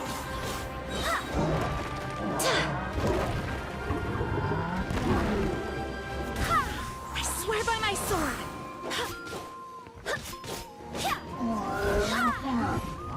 Go as one!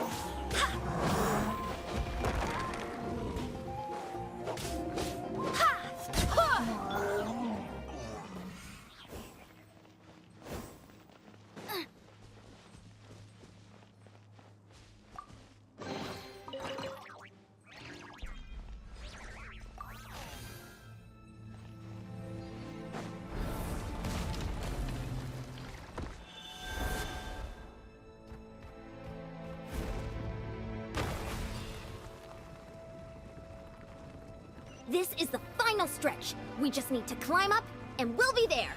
Nothing to it. Easy for you to say.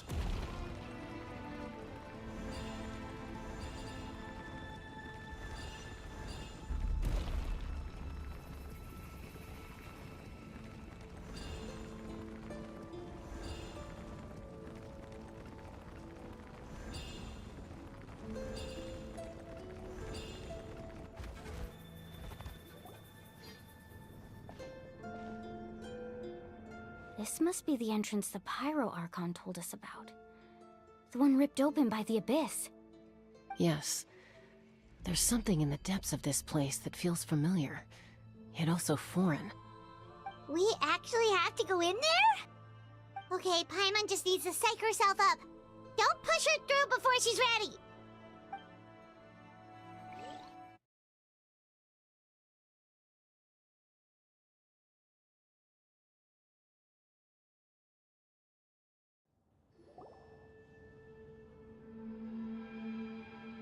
Hey! You don't have to drag Paimon! You're pulling too hard!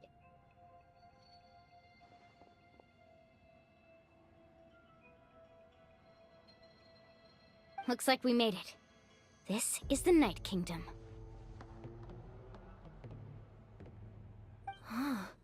It looks so different from what I imagined in the stories.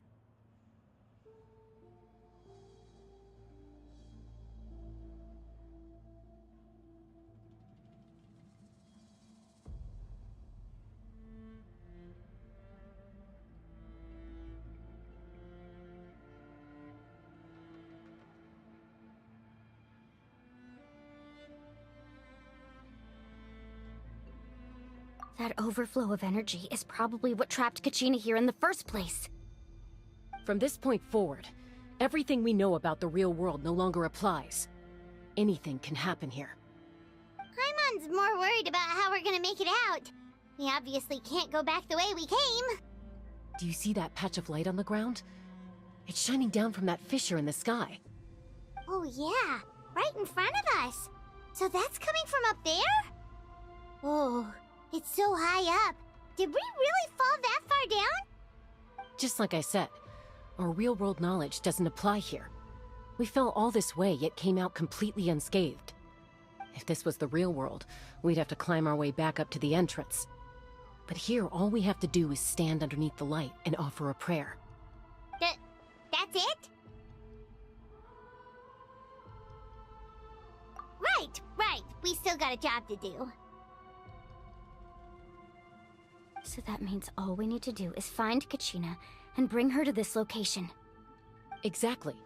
This light is streaming in from the real world. It's a link between the two realms. The terrain looks difficult to navigate, and the visibility's not great either. How are we supposed to find Kachina in these conditions? Yeah, these floating black things don't look super friendly either. Those are all manifestations of abyssal power. Be careful. Ghost! A talking ghost! Calm down, I'm here to help. You're the ones who helped Vichama, right? Yes, I'm Vichama's friend, Malko. I was completely lost to this realm until I sensed a mysterious power calling out to me.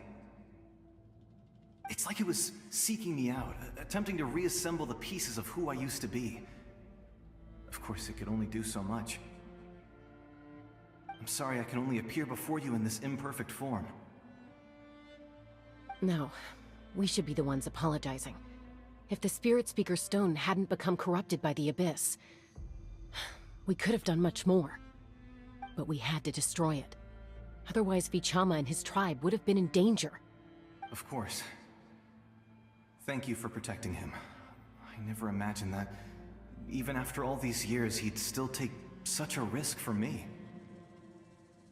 Under the power of the stone, it felt like our souls were connected.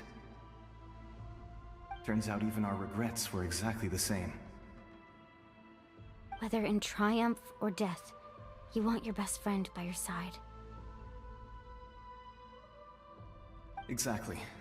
That may not be in the cards for us, but it's not too late for you. You're looking for a young girl from the Children of Echoes, right? She's being chased by an embodiment of abyssal power. I'd like to help her while I'm still in this form, so follow me. Be careful. This place has been severely corroded by the Abyss. Paimon didn't realize it had gotten this bad. It's like a seething volcano ready to engulf our world at any moment. Ouch! Quick, get back here! You can't go wandering. Stick close to me.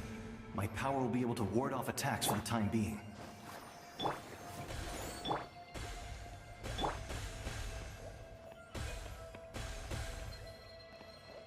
We won't be able to keep this up.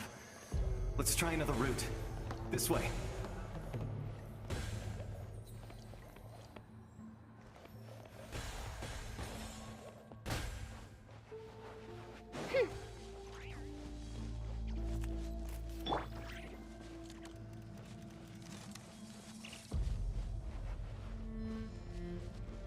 Not good. More monsters. We shouldn't waste our time on them.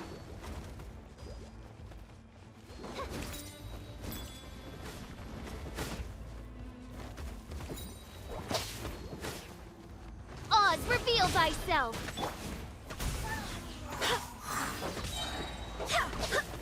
Barbados, guide us.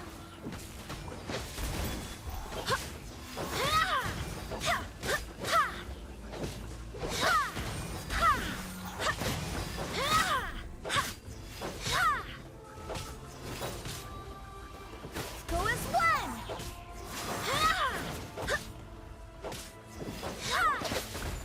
I'll protect us. By royal decree.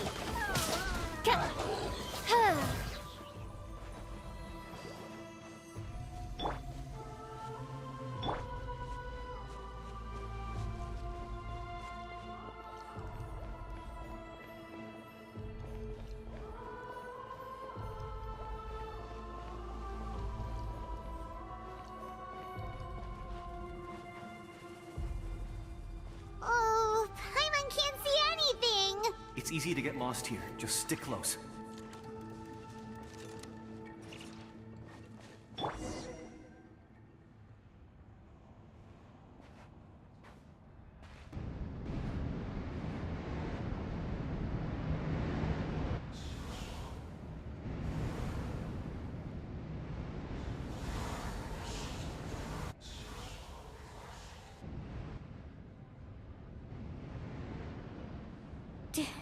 Did you hear that? What? Never mind. It was probably just my imagination. Don't scare Paimon like that! I heard it too. It was a voice from the abyss. What did it say? Doesn't matter. It certainly doesn't harbor good intentions.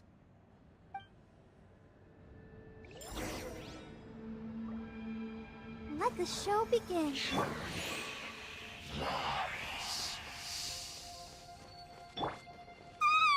Paimon just heard it too! Let's keep going. Paimon wants to get out of this place!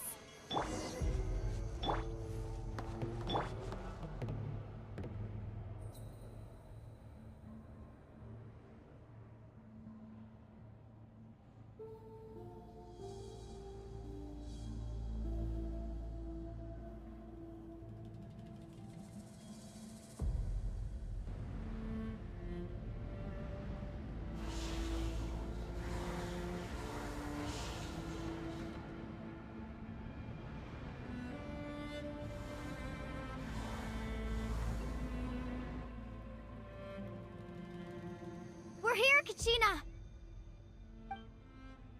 Honey, you made it! Looks like our reunion will have to wait until we take care of these monsters. Good idea. Let's go!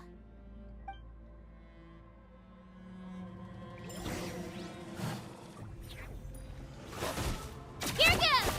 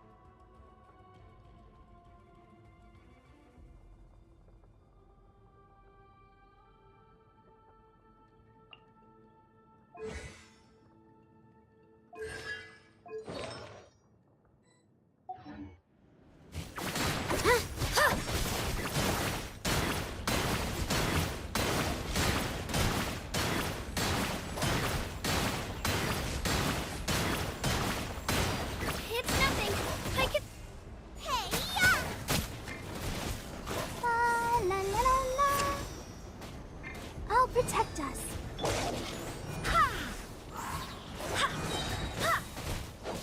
I swear by my sword!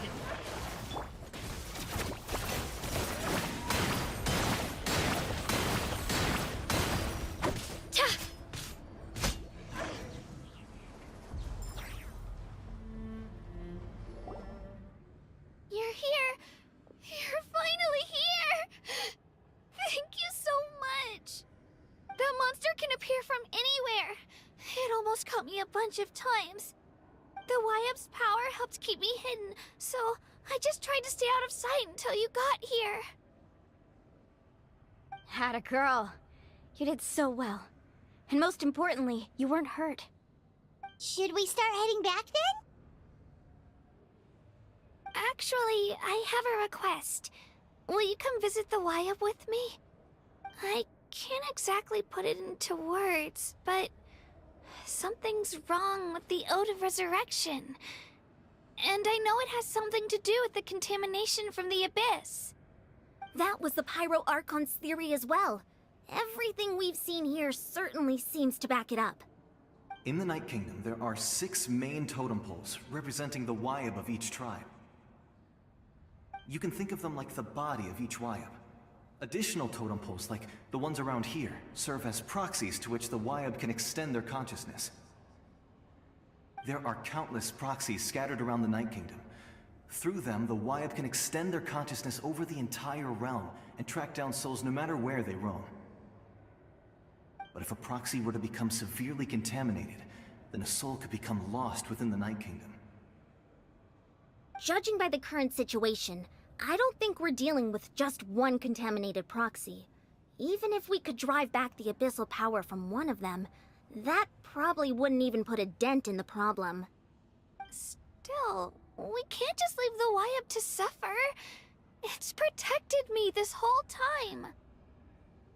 I agree. We might even manage to draw out the monster that's been hunting Kachina. Getting rid of the monster might slow down the deterioration of the Night Kingdom.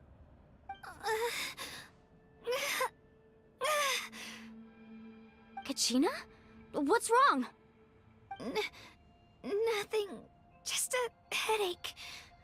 And that voice again, telling me to abandon the YUP and leave this place. Maybe we really should leave. Kachina's already been here for too long. No, I'm fine.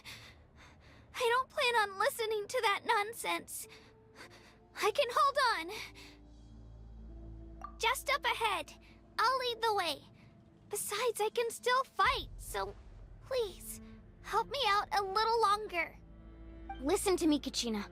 We'll come with you, but that's because we want to help the YUP, not because we have something to prove. You don't have anything to prove either. It's okay if you reach your limit. We'll be there for you. All right. The sooner we get this done, the better. We've already come all this way, so we might as well try to get to the bottom of this. Let's go. This way. I'll stay here and try to stall the Abyss monster. All by yourself? That's too dangerous!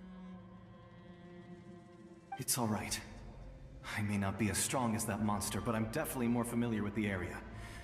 Besides, I don't have much time left. If you're anything like my friend, I'm sure you're not particularly fond of goodbyes. So go. Achieve your goal, and return to the world where you belong. Thank you for everything. You're a true hero. Thank you. No one fights alone.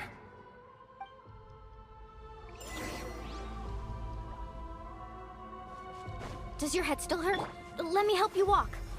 I'm fine. I'm fine. You should know I'm made of stronger stuff than that.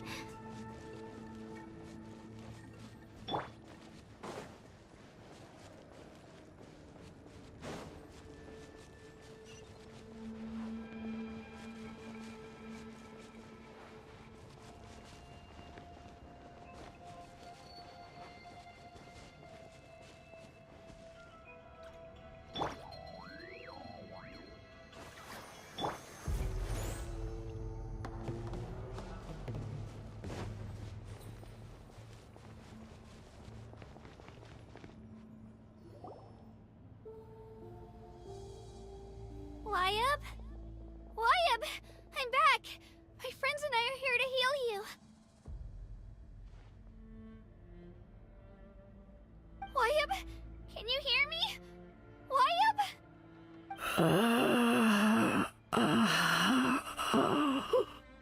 So we were right. The contamination is already too severe. It's preventing the Wyab from answering our calls. Alright, get ready, everyone. Time to purge the abyssal energy from this place. Careful. We've got company. Already? You really think that puny soul could slow me down? Courage in the face of futility is pure folly. He tried to get in my way, so I disposed of him. You killed Malco?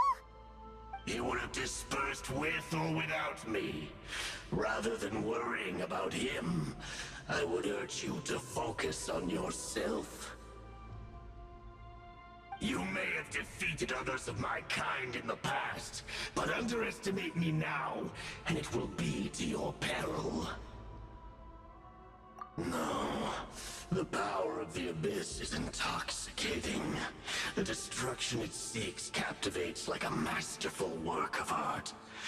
I strive only for the opportunity to see it up close. I thought this naive little girl was an exception, but it turns out humanity is full of lambs willing to offer themselves up to the slaughter. That is the tragedy of your short lives. You understand nothing of all-encompassing power. Ancient names, pride, friendship, all empty ideas invented to give you a false sense of self-worth. They possess no power at all. The Pyro Archon created those grandiose ideals out of pure selfishness. Anything to avoid sharing power. Anything to avoid handing over the primordial gift to ordinary people like you. Don't believe me? Then ask yourself, why is the Pyro Archon strong beyond measure, while you, Kachina, remain so pathetically weak?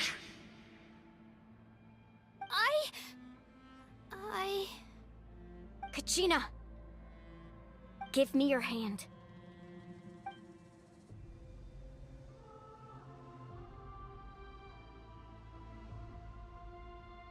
Feel that? I'm right here next to you. Thanks, Moalani. You're right.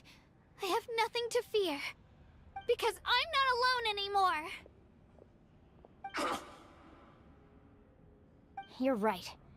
Maybe comforting ideals don't have any power. But you also couldn't be more wrong. You've never had to work for your own strength, so you will never understand the true source of our power. What? The courage we have to stand before you and not back down? It comes from our friendship. The power lies not in the ideal itself, but in our commitment to upholding that ideal, and in our decision to stand together and fight! Well said! Let's go, Kachina.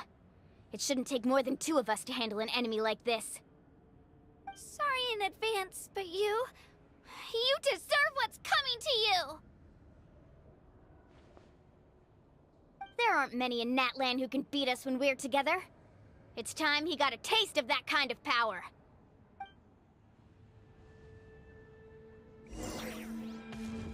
From the ashes to hear the infernos. Ow! Watch the surfboard!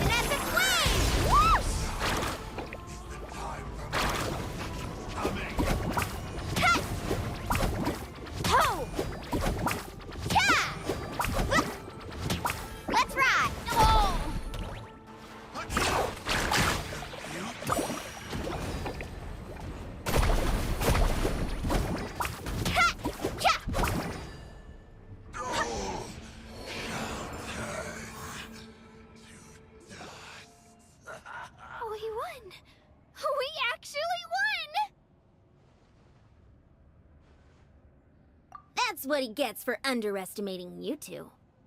Fantastic work, Kachina! Absolutely fantastic! This makes me so unbelievably happy. I'm happy too, Mualani. Together we really are unstoppable!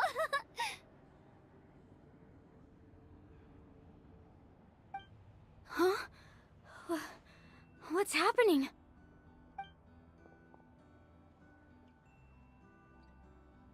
My ancient name is glowing? But I thought I didn't bring it with me. It's probably a projection from the real world.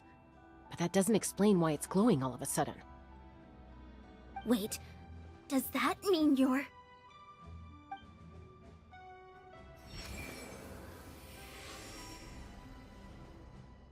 That was a bold move.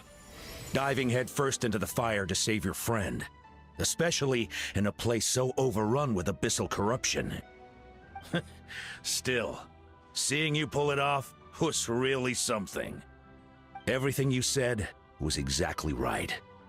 As isolated individuals, we stand no chance against the power of the Abyss. It took years' worth of scars, and lots of unnecessary suffering, for me to understand that for myself.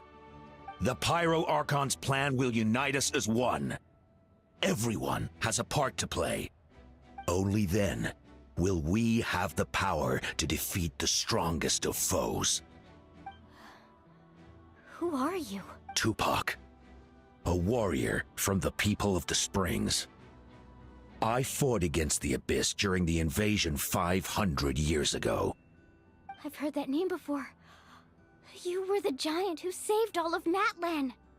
Since you were able to awaken my words from your ancient name, that means you have fully embodied the aspirations of the Wyab. Under the name Umoja, you shall unite the tribes and save Natlan from its impending doom. Me? As long as blood still runs through your veins, even the tiniest spark of steel against stone can ignite a flame. Its blaze will become one with the gaze of all Natlan. Even amid everlasting darkness, our bonds remain eternal.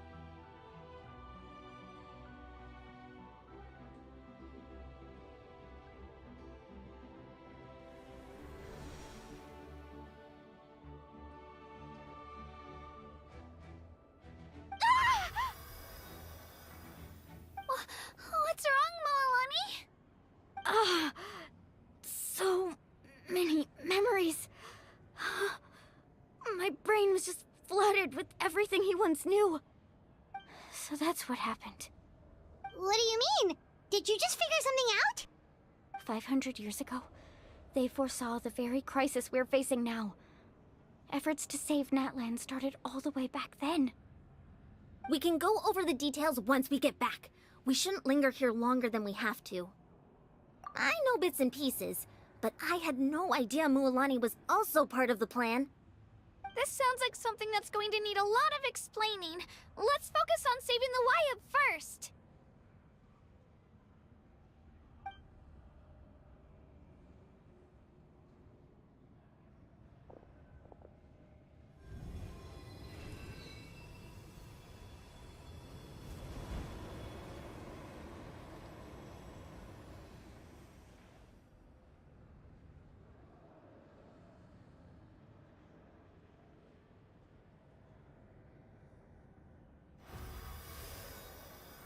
Okay, that should be enough. Wyab? Wyab? Can you hear me? I hear your voice, Kachina. My dear child. Great. Well then, I'm afraid it's time to say goodbye. I just wanted to make sure you were okay before we leave, but we can't afford to stay here any longer. I was going to ask why you bestowed an ancient name upon someone like me, but it's okay. I'll keep searching within myself for the answer. I'll never stop trying to improve my strength. One day, I'll live up to the hero you saw in me. You are already an outstanding child in my eyes, Kachina. No matter what happens. Huh? You are all my most beloved children. It has always been my honor to protect and nurture you. Your ancient name is just that, a name. Much like your parents chose to name you Kachina, I also gave you a name, but it need not define you. Focus on who you want to be. You are already worthy of your name. Now, you need only devote yourself to becoming a better you. The story of your ancient name is for you to continue. Just like your parents, my love for you will never change, no matter what the future holds.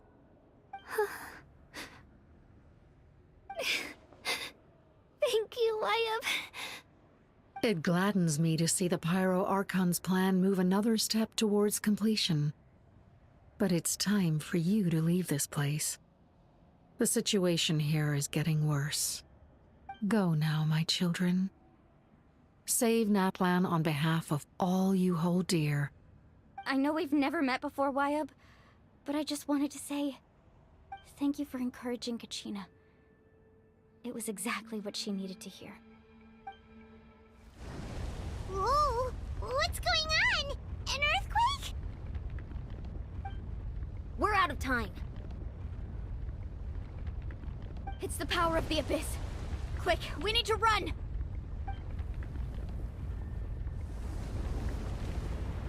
It's a Sealy! The Sealy opened the way for us!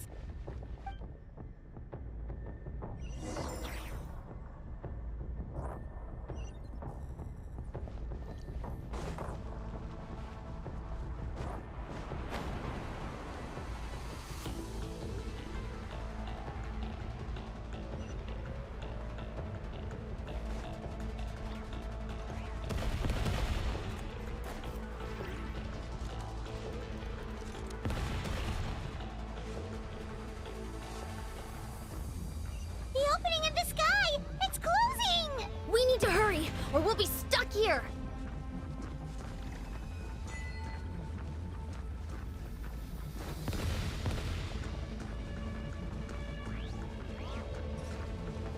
Watch out for the falling rocks! Quick, through the middle!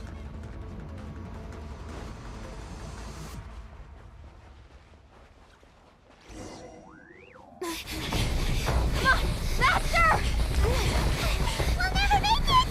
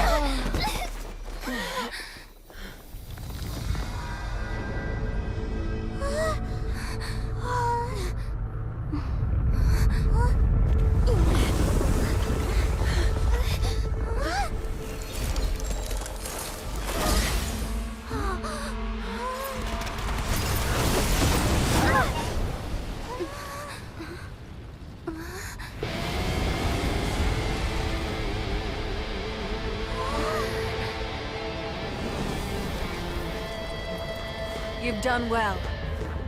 Now come home.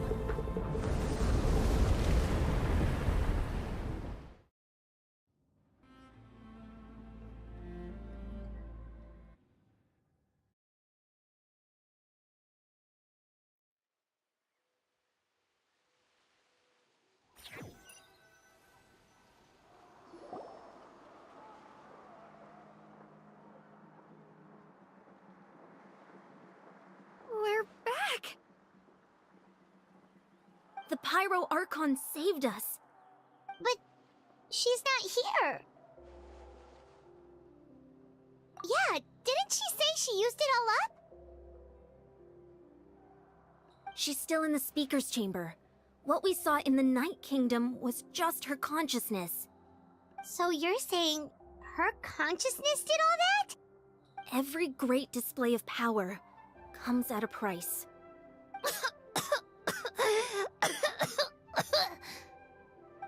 You must feel terrible, Kachina. Just hold on. We'll get you to a doctor soon. Let's get back to the stadium. The Pyro Archon said she'd have a doctor waiting for us. I recommend getting a full checkup, just to make sure no damage gets left behind. Paimon feels okay. What about you, Traveler? Right.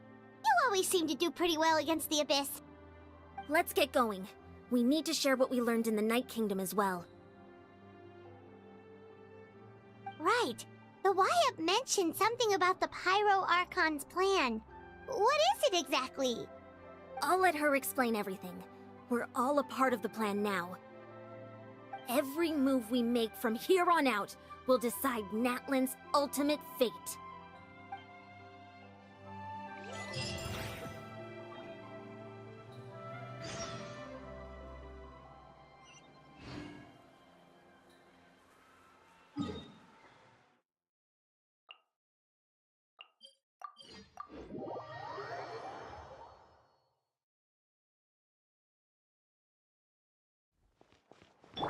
I'll protect us.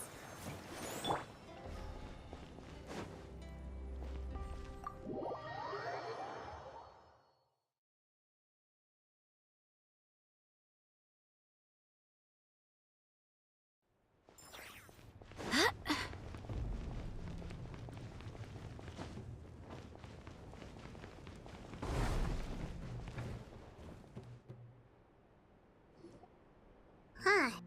There's a lot less stuff here than before. It's good to see you all here in one piece. I know you must have a lot of questions, but let Koichi check you over first. It's best not to let any lingering effects of the Abyss go untreated. Thank goodness you made it back.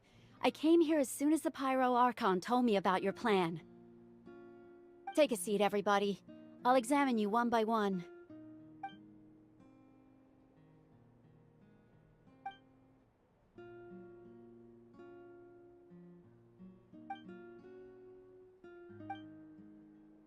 All right, that should do it for now.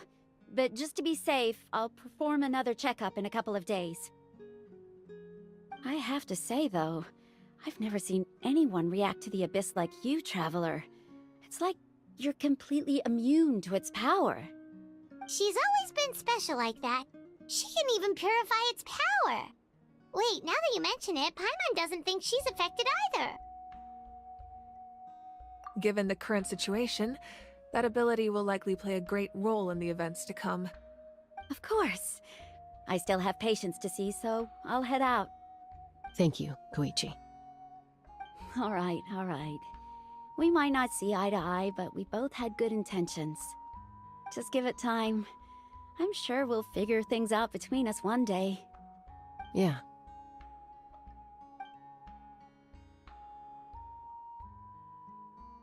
All right. There's so much to discuss, I don't even know where to begin. You've seen it for yourselves now. The devastation in the Night Kingdom. I'll get straight to the point. NATLAN is on the verge of destruction. It's very possible our nation has less than a year before total devastation. Huh? No. That can't be true, can it? That's right. But I've only ever disclosed that fact to the handful of people working with me to save this nation. Our looming destruction is not a recent development, but the inevitable conclusion of the disaster the Abyss initiated 500 years ago. Mualani told us a little bit about that.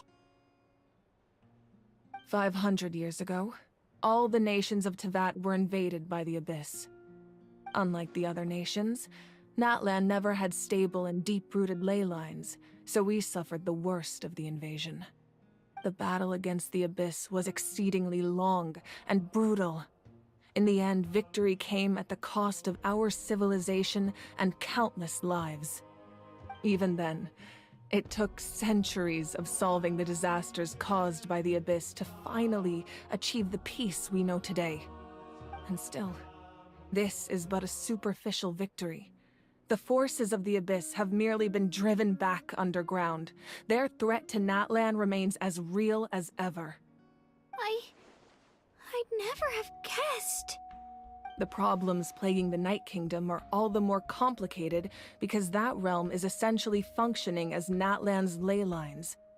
Immediately after the war, our calculations estimated that we would have a maximum of 500 years before the Night Kingdom was completely lost to the Abyss. But at that time, we were a nation of the destitute. Our people no longer believed in victory, nor did they hold hope for the future. Our civilization was dying, our faith crumbling, and the line of power passed down from the Wyab nearly severed. If we didn't bring the nation back together, it would be foolish to even dream of defeating the Abyss in the future. So, the Archon had a long and involved discussion with the heroes of each tribe, and finally came up with a 500-year-long plan to save Natlan. So that's what happened. After finding Kachina, I encountered a strange figure who gave me a series of new memories. Since the plan was mentioned in those memories, I guess I've been chosen to play an important role in it. But there's still something I don't understand. Those memories showed me the Pyro Archon from back then. And it was you. Huh? But that doesn't make any sense! The Pyro Archon is supposed to be human. It's impossible for a human to live that long. That's right. The hardest thing for humans to overcome has always been time, or rather, the natural limitations of our lifespan. A god can extend a human's life by using a certain amount of divine power, or subjecting them to a curse.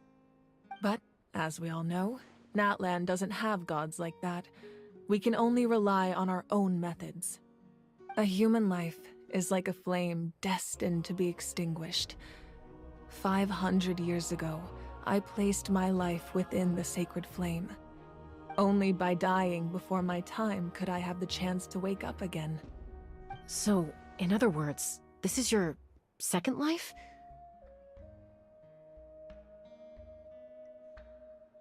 Yes. We only managed to defeat the Abyss all those years ago because the tribes came together as one. If the Natlan of the future was to have a fighting chance, the Pyro Archons that came after the war had to rebuild the decimated tribes. The goal was to reunite the people and restore the strength of each tribe's Wyab. Once a tribe was back to its full strength, the tribe's Wyab would select a hero, indicating the tribe was once again ready for war. The Chosen would then stand by my side in defense of our nation, just like great heroes of old, 500 years ago. So that means I'm one of the Chosen? That's right. You bear the ancient name Umoja, the same one held by the hero from your tribe 500 years ago. It means unity. After your adventure in the Night Kingdom, I trust you've come to fully understand the meaning of that name. So in other words, you always knew who the Wyab were going to pick from each tribe? Yes. According to the plan, each tribe was supposed to have been fully restored by the time I awoke. But something went wrong along the way. The 6 heroes successfully inherited the ancient names from 500 years ago, but the intel regarding the plan wasn't passed on to them. Once again, it comes down to the deterioration of the Night Kingdom. Communication between the Sacred Flame and the Wyab has been blocked. Just like how the Ode of Resurrection failed to bring Kachina back. Exactly. It's just another tactic the Abyss is using against us. The Abyss may not possess intelligence, but its methods certainly aren't easy to counter. If we want to unblock that information from being passed on, my presence alone isn't enough. The ancient name-bearer must establish a greater connection to their name. So, I've tried my best to help them from the sidelines. Currently, Shilonin of the Children of Echoes, Kinich of the Scions of the Canopy, and Iansan of the Collective of Plenty have all been acknowledged by their names. During your adventure, you too earned the acknowledgement of your Wyab, Mualani. In the process, you gained the memories stored within your name. But we have less than a year. Yes, but we have no choice. We cannot start the plan until all the heroes have been gathered. That's also why I haven't been able to take action despite the urgency of the situation. But if you knew this whole time, why didn't you just tell me about my role in all this? Wouldn't that make everything go a lot faster? Perhaps, but the opposite could also be true. Knowing your destiny too early could mean failing to realize your full potential. Just like your determination to save Kachina, I hope your commitment to this endeavor comes from your own strength of will, rather than a sense of obligation. So I suppose you're not going to tell us who the final two heroes are then? That's right. Their time is yet to come. Putting pressure on them beforehand will only hinder their development. I can only trust in the judgment of the Wyab. I have never believed I could solve this crisis alone. In fact, it was precisely because I chose to trust and rely on others that we managed to get this far.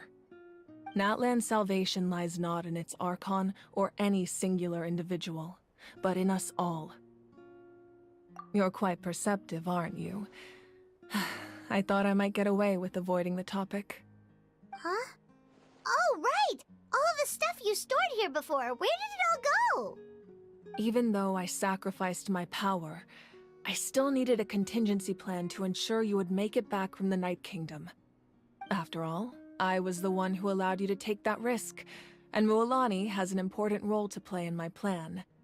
In addition to their sentimental value, the items I stored here held a much more important purpose: fuel. Fuel? So back then, that's why you... Yes. The stories embodied by those items are certainly important, but there's an even more significant trait they all share. Every item belonged to a hero of NATLAN. Over time, they became imbued with a certain amount of contending fire from being carried in battle. On their own, each item's power is limited, but together, their combined effect can prove quite useful in a dire situation. By burning those items, I was able to activate the contending fire stored within them to open the boundary between the two worlds. It was a rather crude approach, so all their power was depleted in an instant, as you can see. But weren't they all precious treasures? What about their stories? That's exactly why I dragged you all here. No matter what, I never wanted the Pyro Archon to have to use that power. Oh, I'm so sorry. You have nothing to be sorry for. You all deserve my thanks, actually. If you hadn't saved the totem pole, that area of the Night Kingdom would have been forever lost to the Abyss. And then, it would only be a matter of time before the Children of Echoes was met with disaster. Besides, when those heroes entrusted their belongings to me, or the Pyro Archon of their time, it was out of a desire to contribute to NATLAN's survival. If they knew those items helped save the present-day heroes of NATLAN, they would not mourn their loss. Even when you put it that way, I still feel bad. There's no need. Remember what I told you about time? The people and the events of the past are never truly lost to us. We simply carry them with us in a different form. In that sense, we didn't lose anything at all. If you still have regrets, let them fuel your resolve in the battles to come. Your deeds will become new legends and nurture new forms of power just like the items once stored here. Well, we'd still like to return the favor. Well, if that's the case, just treat me to a drink sometime. Now that Kachina has returned, we can finally hold the victory feast and celebrate your team's triumph in the Night Warden Wars. And we could all use the rest, that's for sure. Plus, you'll be able to silence everyone who doubted you once and for all, Kachina. Still, now that I know the danger we're facing, having a victory feast doesn't feel right. Try not to let it get to you. It's important to stay calm. Worrying about it will only affect your judgment. All right. You should head out. I'll join you in a bit.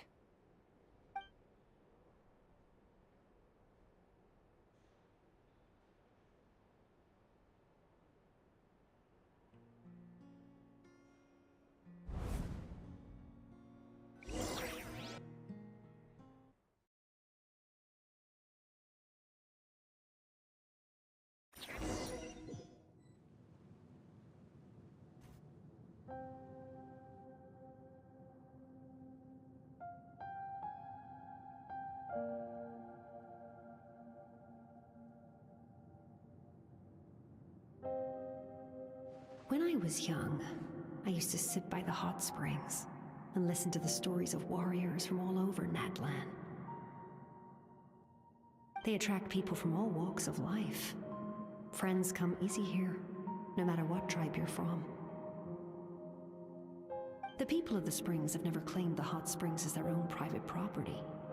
They are there to bring all hot spring buddies together. It's been really nice, seeing the children of my tribe get older. It's helped me gradually understand the true value of the springs. I've witnessed their energy, their determination, their absolute passion for life. Even when they cause trouble, I never managed to hold on to my anger for long. It's unbelievable how quickly they worm their way back into my good graces. I'm certain Mualani will become a great warrior when she grows up. She possesses infinite potential. I can see it. One day, when I'm no longer in fighting form, I'll come here and tell stories to all the children, just like those warriors did for me. So you better get busy, Pyro Archon, or I'll end up running out of stories.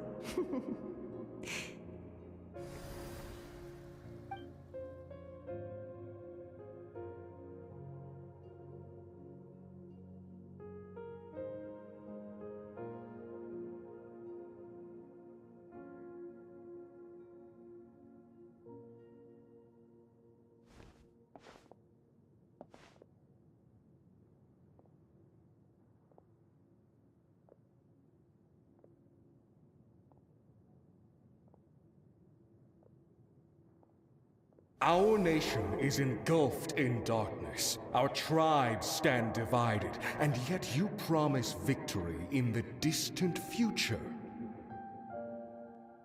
The Abyss is a cunning enemy, one that I faced in battle many times. Were that not the case, I would never understand exercising this degree of caution. My rage will never know absolution. Then my power will no longer aid you in victory. But you came to me because you knew you could convince me with just a single sentence. I understand your choice. The heroes of today will forge the path ahead with blood and fire. Just remember to earn us the victory we are owed. Otherwise, rest assured, I'll find a way to collect the debt. For NATLAN.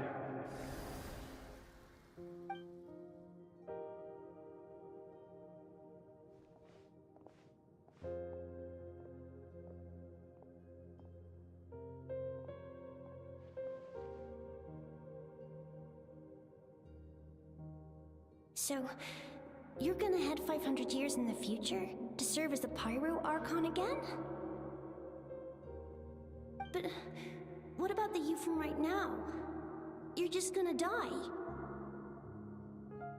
You can't ask her those questions and expect her to answer, my dear. The decision is hers to make, and she deserves our support.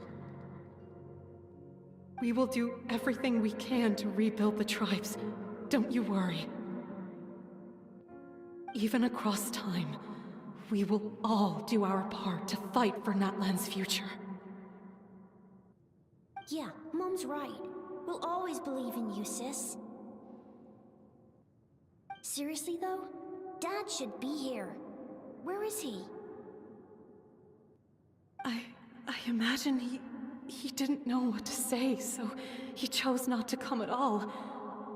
Don't take it to heart, my dear. That's just who he is.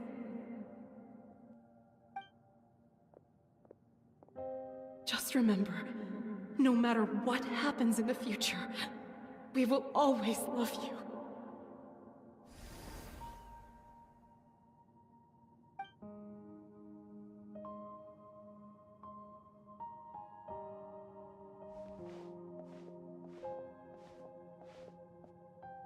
I'll come find you one day. I know I can't live that long, but I'll think of something. There has to be a way for us to meet again one day. If there's an answer out there somewhere, I'm gonna find it. So, don't forget about me.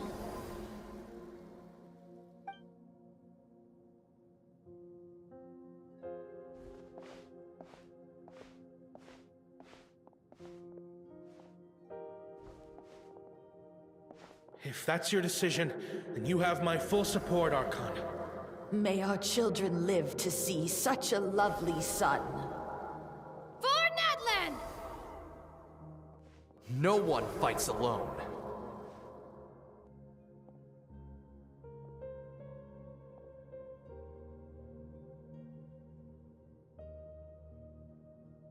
The rules are my legacy.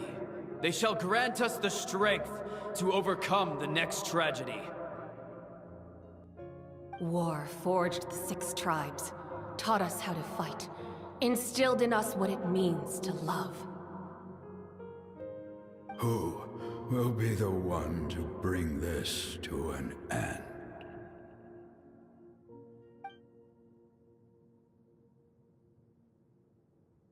We are the inheritors of memory and legend.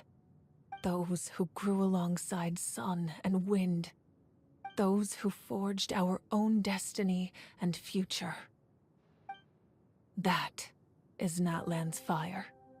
The lifeblood of our nation.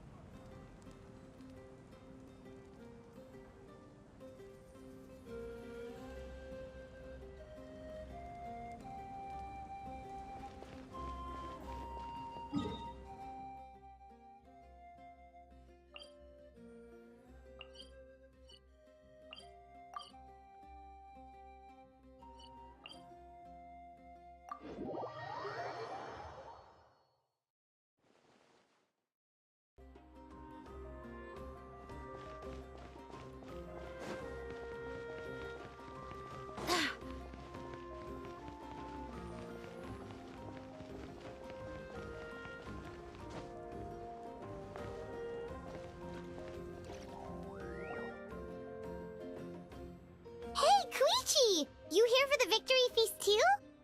Oh, no. I knew Chaska would be here, so I just came to deliver some medicine. I was about to leave, actually. It's not that I don't want to celebrate Kachina and the others. I'm so glad she made it back. It's just...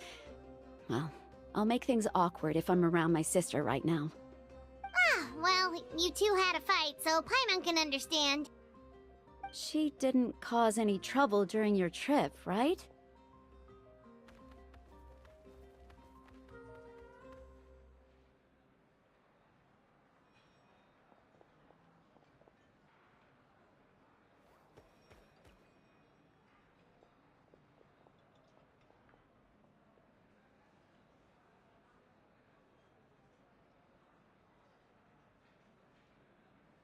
Yeah, she was super helpful. She gave us a lot of useful information about the Abyss. That's good. That's all I needed to know. Is there a reason you asked? You were pretty outspoken when we first met, but now it's like you're holding something back.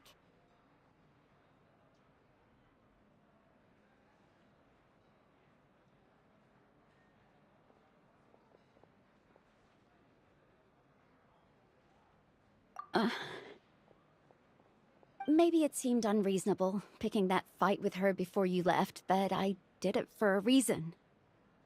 Her impulse to fight is extremely strong. Her mental strength helps her rein it in, but she still loses control sometimes. I had no idea what you might face in the Night Kingdom, so I didn't want to take any chances. So what you're saying is...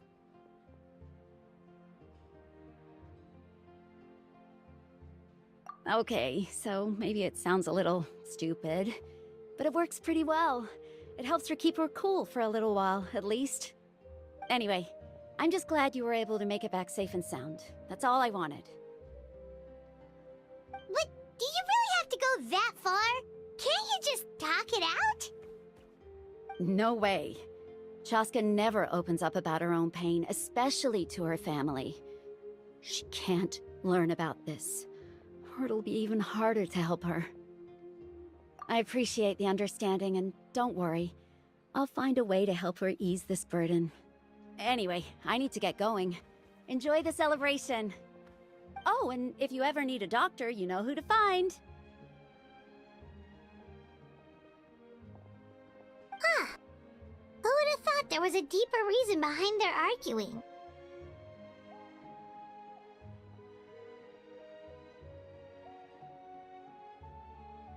In the end, it's all the Abyss's fault. Paimon's had enough of them.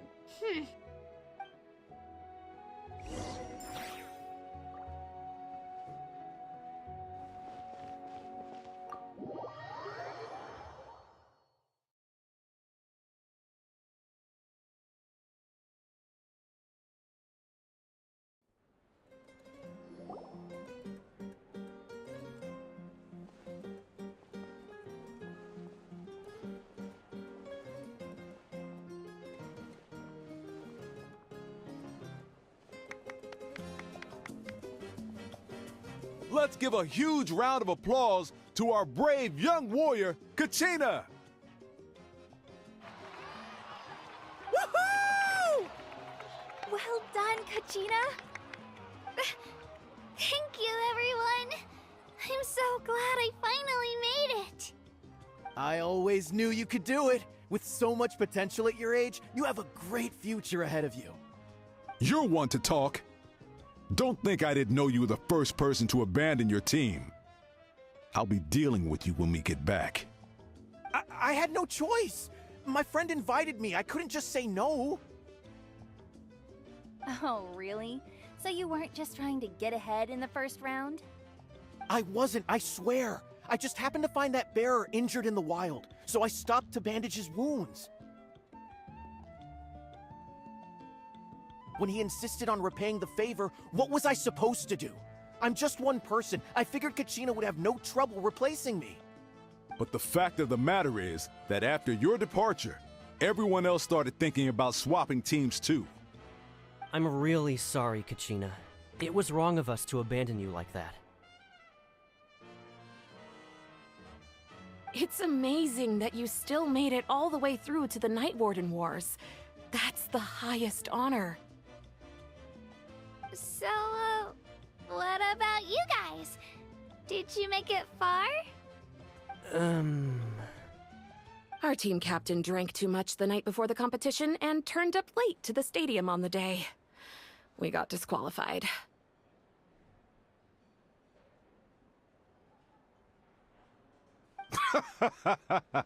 Serves you all right. No sympathy from me.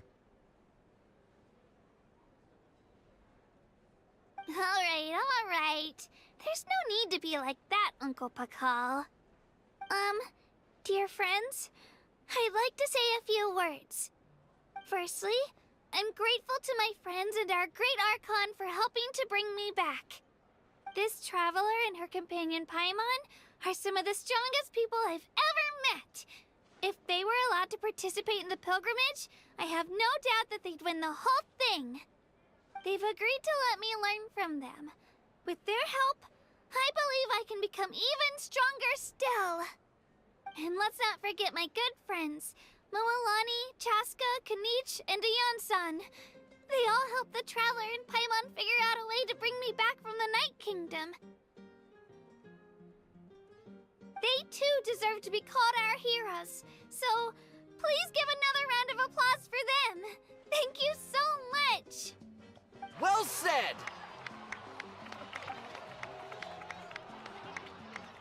I'll drink to that. How does it feel being a hero, Kachina? To be honest, it's a bit overwhelming. It all just feels so surreal. Well, you better get used to it. Next up, undefeated champion!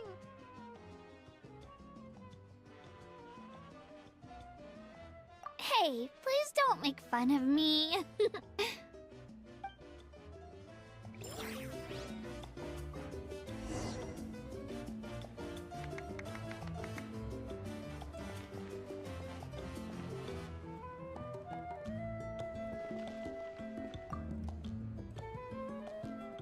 you're here. Have some fruit juice. I got it specially for you two. How did you know? That's Paimon's favorite! You look like you've still got questions. Ask away. Because they had their own lives to live. The thought of telling them, abandon your families and everyone you love, and come with me to the end of time, for in 500 years Natlan will be destroyed, it seemed too cruel. You could just as easily point out that everything in this world would come to an end eventually. But life is short, and beyond a point, it just doesn't seem real. Imagine if I said, let's leave right now, and go save the sun because it'll flame out in a few million years. It would sound quite ridiculous. I couldn't make them shoulder that burden with me. Besides, every generation will have its heroes, this one included. The plan could still work without them. Or, of course, without me. But since I was the one who came up with the plan, I felt duty-bound to see it through to the end. Paimon's suddenly remembering that portrait in your room. Was that your family from back then? Yes, it was. So when you asked me who my sister grew up to be, the truth is that very little information survives. From what I've been able to piece together, I can conclude with a reasonable degree of confidence that she ended up as an architect and artist. She played an instrumental role in rebuilding the scions of the Canopy tribe, designing and building many houses. But of course, none of her buildings are around anymore. Still, it was an impressive achievement, and I'm very proud of her. You feel loss keenly. It seems to stir up feelings of regret in you. But this is something I have long since come to terms with. This is a war, and there can be no war without loss. I am already far more fortunate than those who lost their lives to the Abyss. The people of Natlan look to me as their Archon, and the weight of their expectations is mine to bear. I must see our fate through to the very end, no matter what I may find there.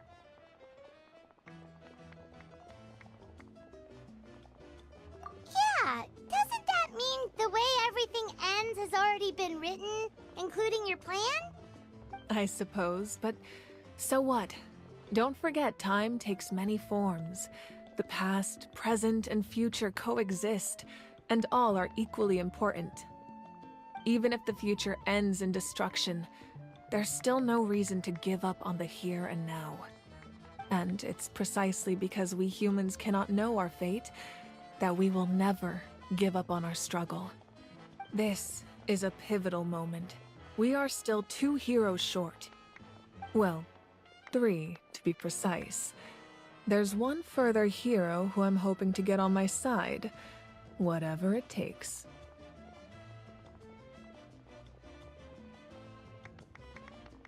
Your resistance to the corrupting power of the Abyss is truly remarkable. It would easily make you an all-important figure in the upcoming battle. If you agree to join us, you will not only gain my full support in your journey, but I will also forge a brand new ancient name for you. Ancient names can be forged? They can. Several strict conditions must be met, but if they couldn't be forged at all, then the number of them in circulation would have long dwindled to 0. Possessing an ancient name would mean that your adventures in Natlan are recorded in full. Your stories would be remembered by our people for all the years to come. The Ode of Resurrection may have temporarily lost its power, but still, take this as my personal guarantee that I shall never let you fall. Just like in the Night Kingdom, I will be there for you. That is a promise I will fulfill at all costs. This nation always honors its heroes. Yeah, we can't just ignore the situation here. Wonderful. Then I'll reach out to Shilonen right away. She's the one who will forge the name. We've never forged an ancient name for an Outlander before, but I trust she'll find a way.